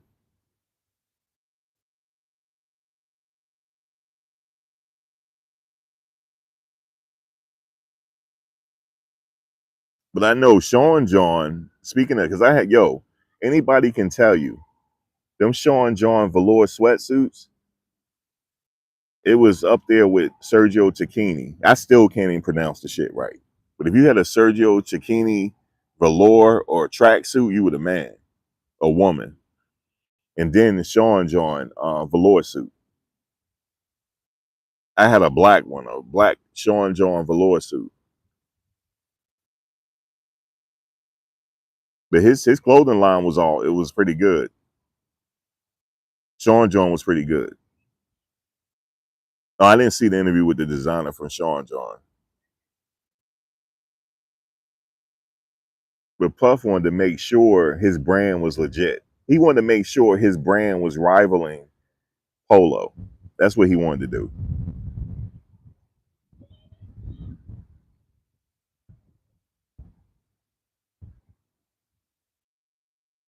Tashine.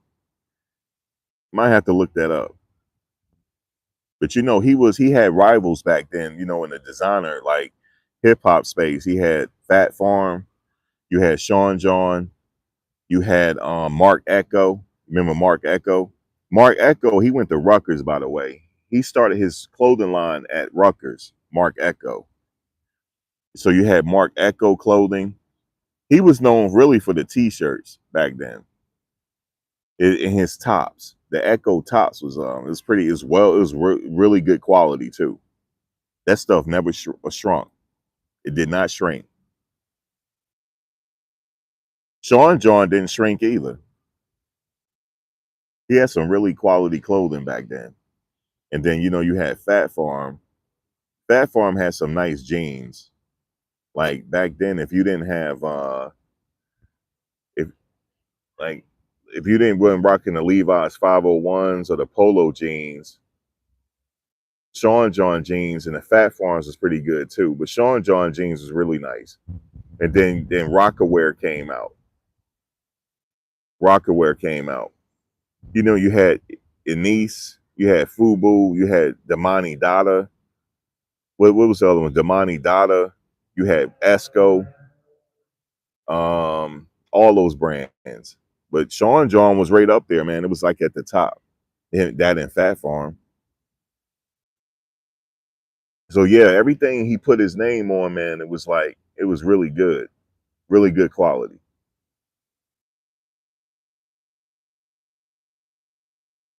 And then that whole Biggie situation happened. I never forget it, man. When I found out he had got shot, I heard it on the radio. It was on. I heard it on Funk Flex. Funk Flex. I was listening to.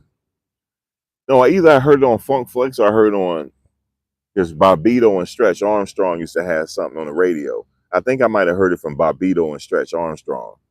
I was just listening to it and I heard he got shot. Just before that, the big thing was when Tupac got shot. That was right after the Mike Tyson fight. And then Biggie, man, that was crazy. Oh, Jabro jeans was the shit. You had some Jabro jeans, man. Yeah. I didn't really rock Fubu and cross colors. I didn't rock cross colors. I didn't rock. Oh, yes, I did. The cross colors. They had the black college fraternity hoodies. That was I think Cross Colors did a line on that too. I did though. Those hoodies was really those are the best quality hoodies other than the Champion hoodies back then.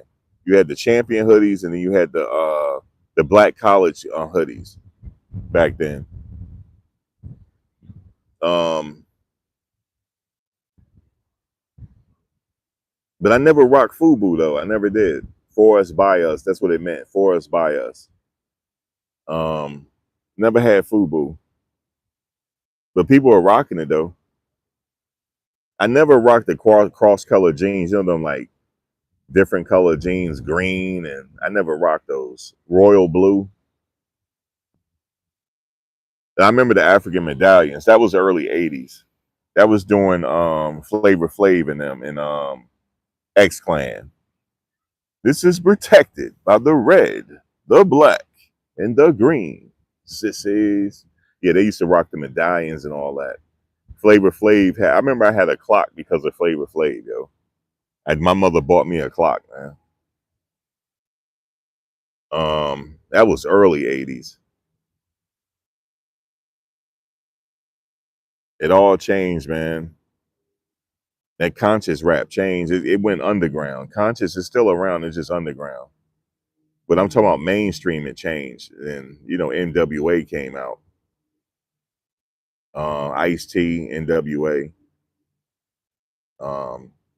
They really had a wave, yo. That wave was amazing and freaking. And then Dr. Dre came out with the Chronic. That was a masterpiece. When he came out with the Chronic, man, I don't know what to tell you. That was a masterpiece. That and Nas' first album. The reason why Nas' first album was a masterpiece because he had a lot of producers on it. The Large Professor, Pete Rock, all of them was on there. Diamond D. Yeah, man. But Sean John clothes was pretty good, man. That stuff was selling at Macy's, man. It was really good stuff.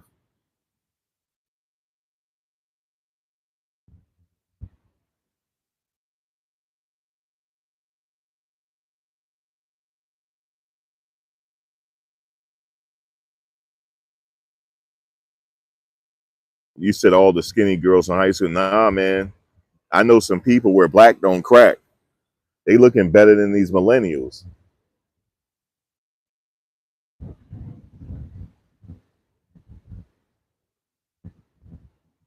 You like to consider yourself ancient. It's cool to get old, man. It's cool. We survived a lot. We survived a lot. We survived the changes in our environment. Shit is gentrified now, but we can. I'm sitting out here in the park. I couldn't sit out here in the '80s.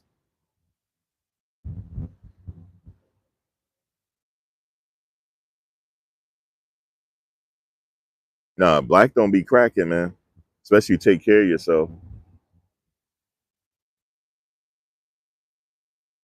Yeah, that era clothes was pretty good. It was good quality, I must say. You really got your money's worth, and it wasn't that expensive as it is now.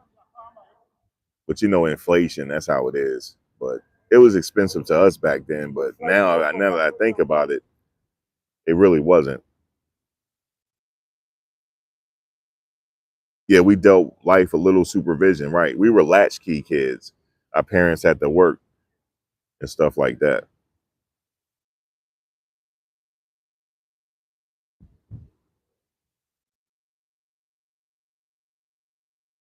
You said Gen X had the best of both worlds, analog and digital. Yeah, we had to transition into digital. And now social media. We remember our first taste of social media was those chat lines. And then Black Planet came along. AOL, then Black Planet, Mahente, stuff like that. But we've been around for it all. Yahoo chats, yeah. That's what connected us all together. But in the tri-state area, it's always like this. I don't know if it's like more so like this now. It's like Harlem thought they were the shit. They still do, I think. They thought they dressed the flyers. It don't matter. You could be dressing like them. Oh, you dressing like us. That's how I used to say, oh, you wearing the polo boots like us. Once they find out you from Jersey, forget it. Oh, forget it. You country. Anything other than Harlem is country. That's how Harlemites. That's how they are, man. Queens people are like that too. Yeah. Y'all do everything. Y'all be dressing fly. I ain't gonna lie to y'all be dressing fly. We used to say that back in dressing fly. Y'all could put y'all stuff together. I ain't gonna lie to you. Y'all be mixing and y'all did have all the shit. I ain't gonna lie to you. Because I used to go uptown just to go shopping. I bought my first Coogee sweater on 125th Street. I saved up all my money to buy a Coogee sweater, man. Lord have mercy. They still expensive. But that's a style that never go out of style. Coogee sweaters. But yeah, you Harlem, everything was big for them. To this day, I don't even see how people up there do that, man. They all had all the fly shit. Polo, everything.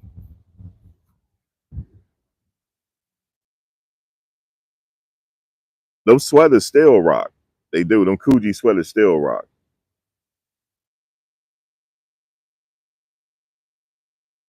You say you rep NYC all five boroughs. Then told you from New Jersey. Well, here's the thing about that. We go to New York and stuff, but they come to New Jersey on the low to go shopping. They did. They sure did. They should be going up to the Sea Caucus, to the outlets in Sea Caucus. They sure did. You said Hoboken gets a pass. Well, that area of New Jersey where I'm at, they call it the sixth borough. They call it that because it's so close. From where I'm at now, I can get to Manhattan before some people in Brooklyn right now.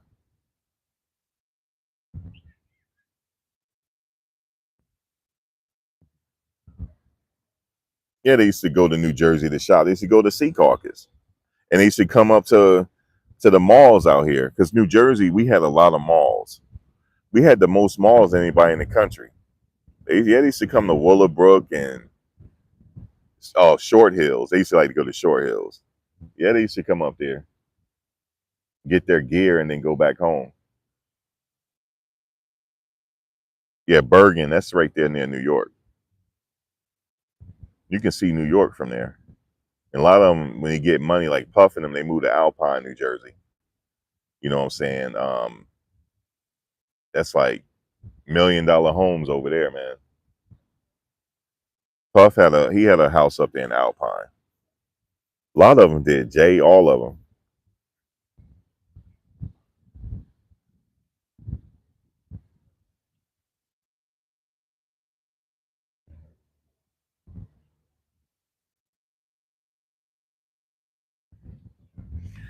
You said breaking news, Puff. Attorney Tenny Garagos is pregnant.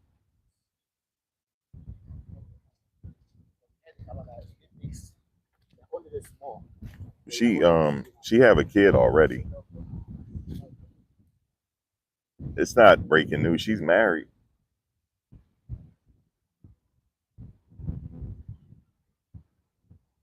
Anything is breaking news concerning Puff right now.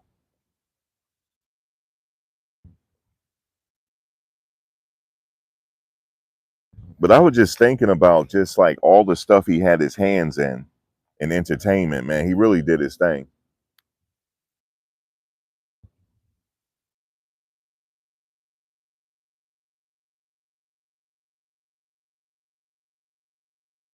He had his hands in a lot of stuff, man.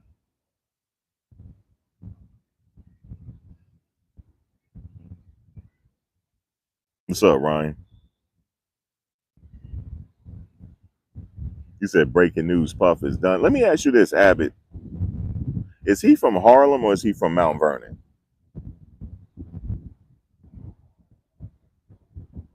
Is he credited from being from Harlem or is he from Mount Vernon, Puff?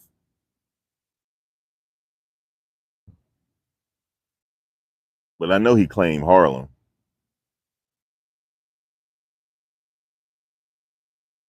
I guess you might as well say he's from there.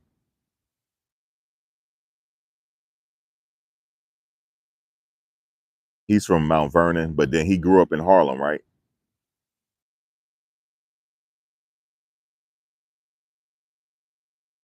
Okay, Mount Vernon. But yeah, man, he's no, he's I think he's born in Mount Vernon. I know he lived in Harlem back when Gene and them used to hang out back in the day. He had an apartment there.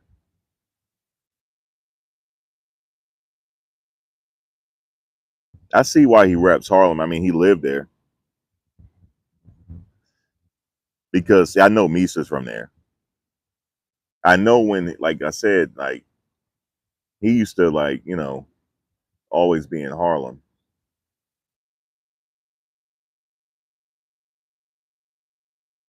Oh, he was born in Harlem. Okay, he's from Harlem. Then if he's born there, he's from Harlem.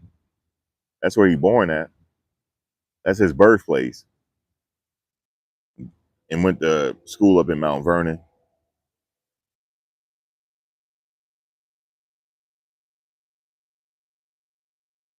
Yeah, he has Harlem ties. Yeah. So they just say that, he has the Harlem ties. Yeah.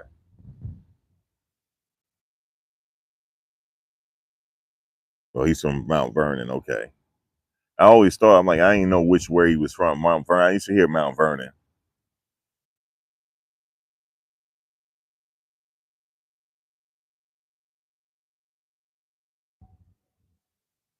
I know that's not how it works. You got to grow up in Harlem. Harlemites will tell you that. They will tell you that. No, I'm from Harlem. Straight up. We from uptown. Pac was born in Harlem, yeah, and grew up in New Jersey. He got New Jersey ties. Ice T got New Jersey ties too.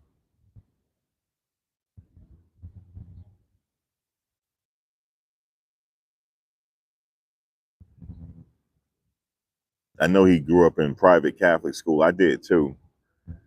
Jim Jones did too. He was part of the parochial league because he around my age. I remember him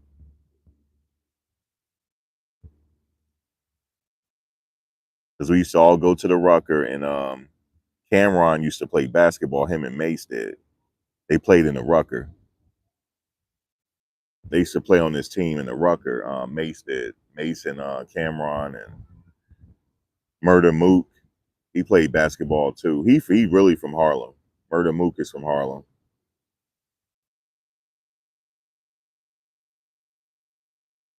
Oh, Jim is from the Bronx. Okay. Yeah, I thought so. I thought he was. You know what?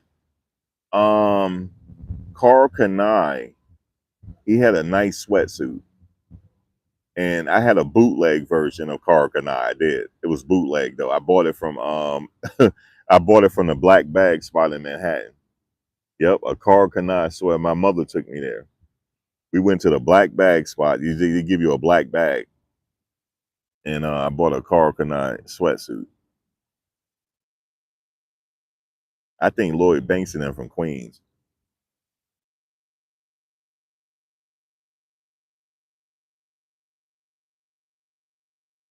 I can't what part of Queens. I can't remember what part. There's people out there, they don't say they from Queens. They say they from wherever part, Flushing, Bayside, shit like that.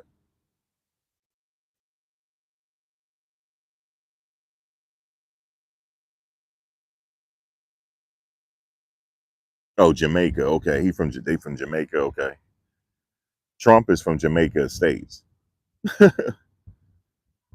He rep Queens too. He says it, but he from Jamaica Estates. He ain't from the streets, obviously. It's Jamaica and it's Jamaica Estates.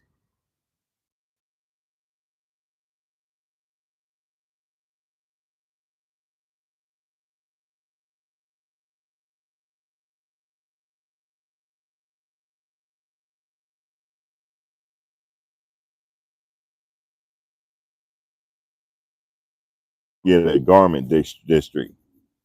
I don't know. Do they still have it like that now, where you can go get bootleg stuff? I remember the last time I went and got some bootleg stuff was like 8 years ago. We had to go up in this building. It was all like discreet. The Africans had to take me up there. They had that on lock. You had to pay them a few dollars and they'll take you to where you want to go.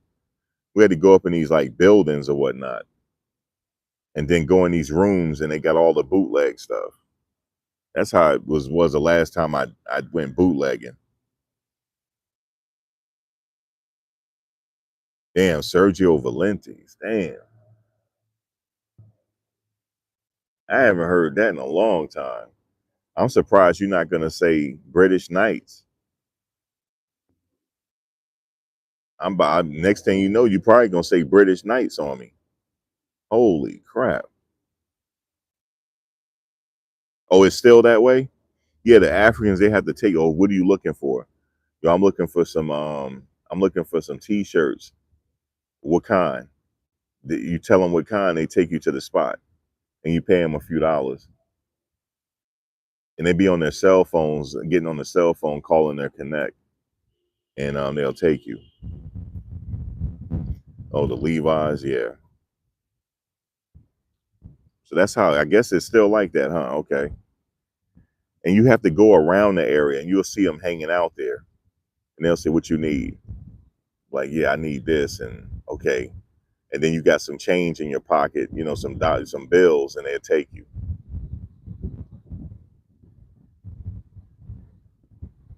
And the thing is, you have to tell them what kind I want that AAA quality. You gotta let them know. Like that stuff that you can't tell that's not real. And they'll take you to that spot. They'll take you. We'll walk and they'll take you up in this building, and you got to go up this elevator and then go up another elevator, and like, damn. The next thing you know, you're there. Damn, Jordache.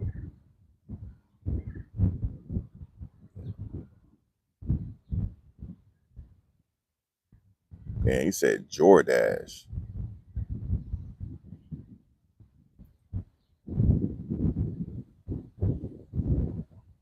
You said one side of YouTube pub trial, the other side, the alien invasions. That's still going on? Some strange stuff going on out here? Oh, Benetton. Now, I never wore anything Benetton. That was mostly the women. But people used to buy the Benetton book bags. I had a Benetton book bag. But as far as like the clothes, I never wore Benetton. I believe Benetton is still around. The Lee jeans, I had some gray and red and black Lee jeans.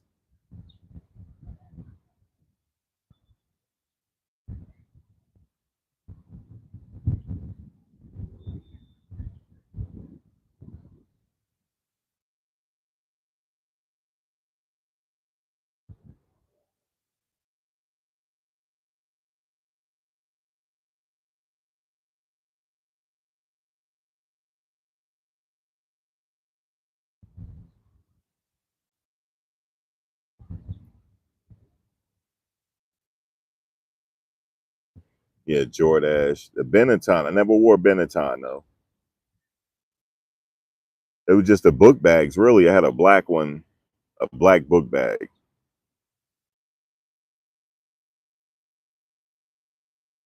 That was back during. That was in style back when Arrested Development was out. Remember that group Arrested Development? That's when Benetton was popping. Back when Search was out. No, Speech. His name was Speech. His name is Speech from Arrested Development. They used to rock that stuff. They did. They used to rock that stuff, man. Izod. I never had Izod, but that was like preppy brand, Ryan. That and what was the other one with the gator on it? You had some of those. You were preppy.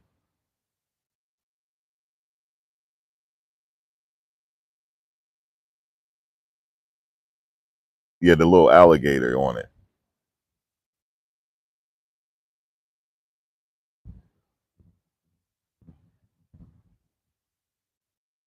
I can't remember that brand right now. It's not Izod, it's the other one. They had a Gator on it too. It's still in style if you like. I still would rock that actually. Lacoste. Yeah. I remember Tariq Nasheed came out with a Hidden Colors. He was like, "That's a brother right there, Rene Lacoste." I remember him saying that. I didn't know he was a brother. He said Rene Lacoste. He was mixed ancestry. He said that was a brother. He said that randomly in Hidden Colors. Hey, it's going. Remember the Hidden Colors? He was like, "Yeah, Rene Lacoste is a brother, actually."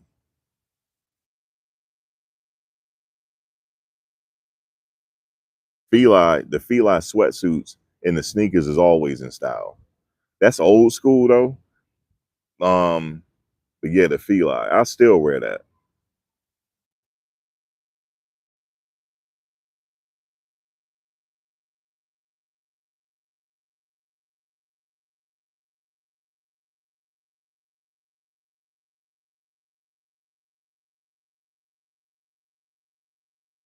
Now y'all know them Timberland boots used to hurt y'all feet, yo. I'm not the only one. Them constructs used to hurt my feet, man. I know what y'all say. Well, you ain't get the right size. No, them constructs used to hurt your feet. Stop playing with me. They used to hurt your feet. Them constructs used to hurt your feet, man. And I never could tie them right. I never could rock them right. I used to wear my jeans over them.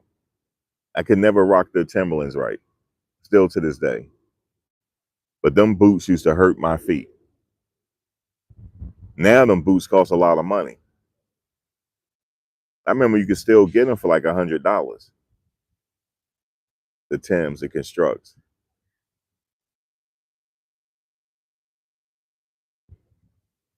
And the kids, the younger people, they still wear them though. They still rock them. That's like a classic style that never go out of style. They still wear them. It's like the Air Forces, they still wear them. I remember we used to call them Uptowns, but people don't know them as Uptowns anymore. They used to call them Uptowns.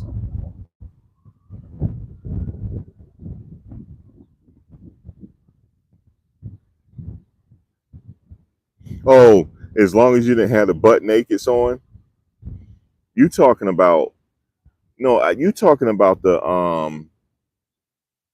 talking about the boots. You said you couldn't pay me to put my feet back in those. I still be wanting a pair of Constructs though. I do, but they hurt my feet. The butt naked boot. You talking about the I didn't call them butt naked. I think I know what you're talking about. You talking about the ones Tretch and them used to wear. The those Tims, the 3/4 joints. Some people didn't like those.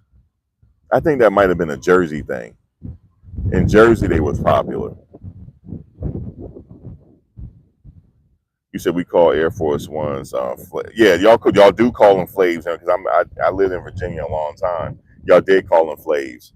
We call them. Some people call them Uptowns, and some people just call them Air Forces.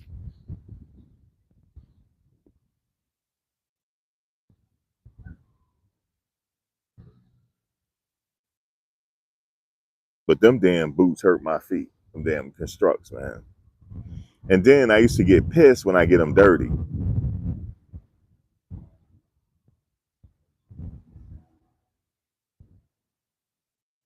Yeah, once I get them dirty, man, it's like, damn.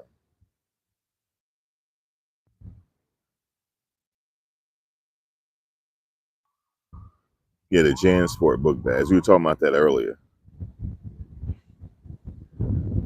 Yeah, what were the butt nakeds? You talking about the 3/4 Tims, the black joints? Y'all used to clown when we were the beef and broccolis. Y'all used to clown those too. But that was a thing in New Jersey, the green and brown Tims.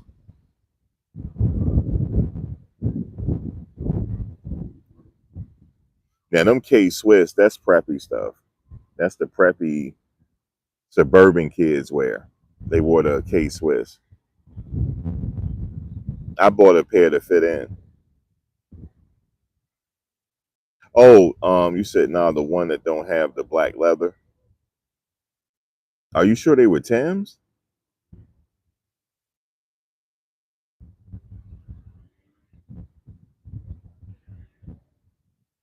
Yeah, the beef and broccoli Tim's was fire. I'll still wear them if I could find them. I saw them on Amazon. They wanted too much money, but they were a thing around here.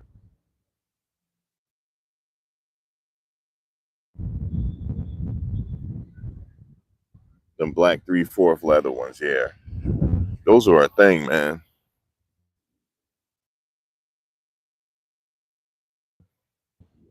It's funny how there's some styles repeat itself. Like those Tims, they always the young people wear those now. They repeat itself. Certain styles gonna repeat. Some styles just stand in the past.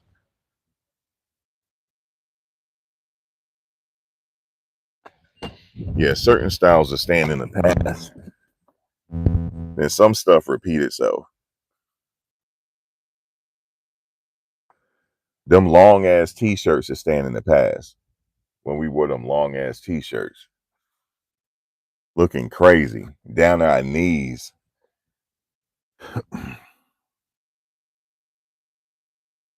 That stuff is staying in the past. Now the young people wear more of the tailored look. Stuff that fit them. Them t-shirts stand in the past. They not coming back. And them baggy jeans, like the real super baggy ones that make you look short. You could be 6 foot tall and look short in them damn jeans.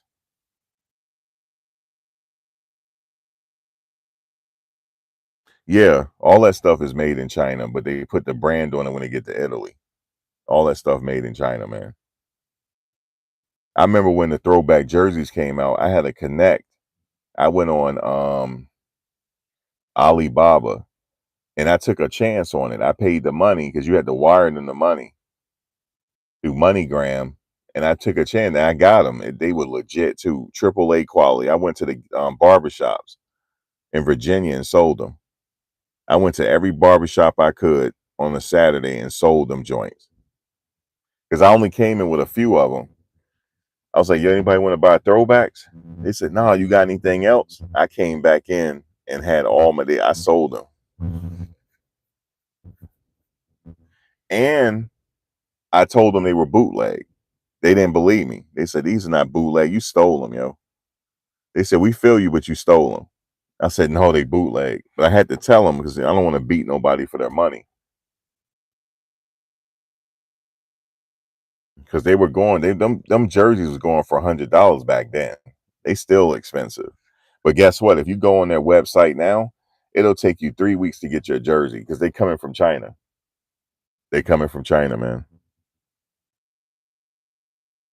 I remember the members only jack is the black and the gray one. Damn, that's '80s, man. You talking about 1980s, early '80s, mid '80s. Damn, you had some blue Bally's. You only can wear them at certain times. You can't wear them in the rain. You wore those on Easter. Those are Easter shoes. Yeah, the Big Daddy Kane. You know the crazy part about it is Jay-Z the same age as Big Daddy Kane, yo. But Jay came out a little later. He was out, but he got popular a little later. He got popular in the '90s.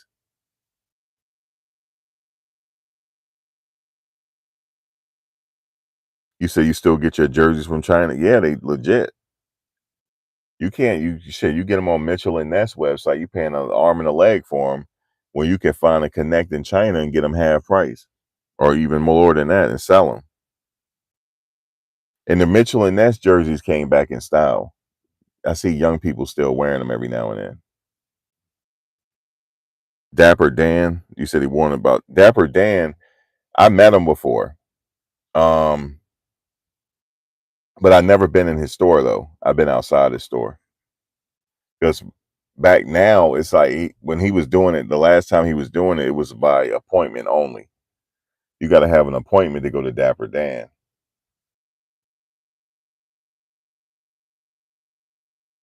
But Black Dapper Dan, he know all that history about that. He was talking about it too. He definitely was.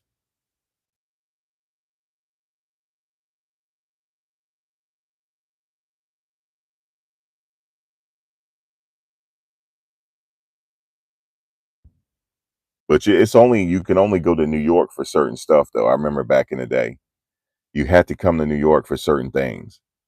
Like those Sherlin coats, you had to go to New York. You had to go to Delancey Street. You had to go to certain places to get certain things. Um, like gold, it's best to go to New York. Different things like that because they had the quality and stuff like that, man. But it's crazy. We were talking about Puff case. It's like we started talking about this because that was he grew up in that era. He was a main part of pop culture back then, like the styles and stuff, and the Sean John clothing. That was like a part of pop culture. He had a lot to do with pop culture, believe it or not.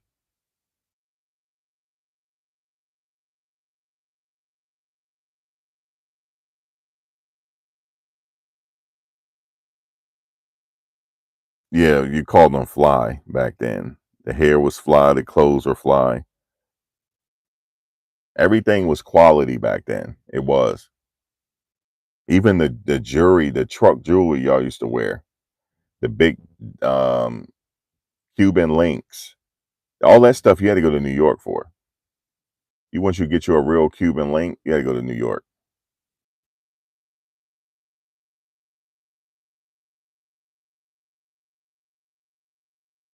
Yeah, you had to go there because it's best to go there.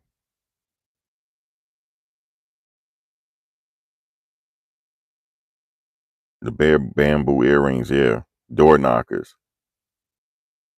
That's like New York. You had to go find that stuff in New York. The Jews and stuff, and the Armenians had that shit on lock. Like the diamonds was the Jews. They had that stuff on lock, man. And the Armenians had that gold on lock. It was Jews, Armenians, and what was the other one? Jews, Armenians, and the Arabs. They had that jury game on. They still have it on lock to this day.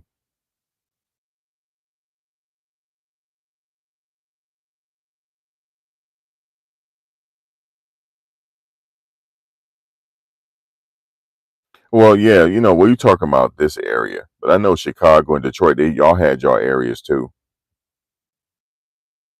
But I'm talking about here where we had to go buy them here. We had to go buy them in New York. But yeah, you guys had y'all areas too, for sure. Yeah, polo was popular. It's still popular for me,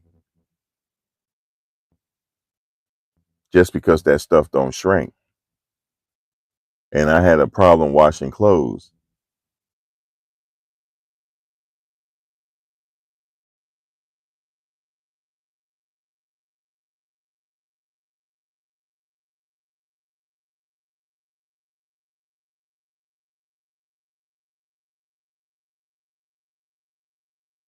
Yeah, polo and Guess jeans. Yep, those Guess jeans was pretty good too.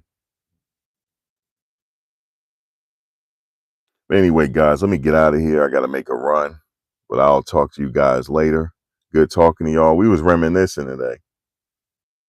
This Puff, man, he had that sound, and they started making us reminisce back in the day when he was like in his height.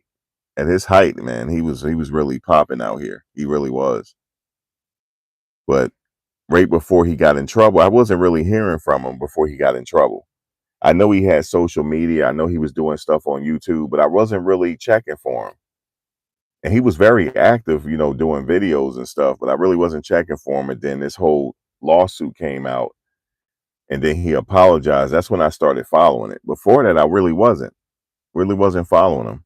I thought he just kind of retired and just like He was just quiet. I know he had certain things in entertainment, the Ciroc, the liquor and stuff. That's about it. I knew he was doing the Ciroc and stuff, and I really wasn't checking for him to see what he was doing, really.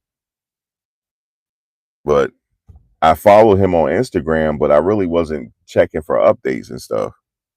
And then all this stuff happened, man. It's just crazy. Now it's feel like we're intruding. We're in his business now. It's crazy. But anyway, I'll catch you guys later.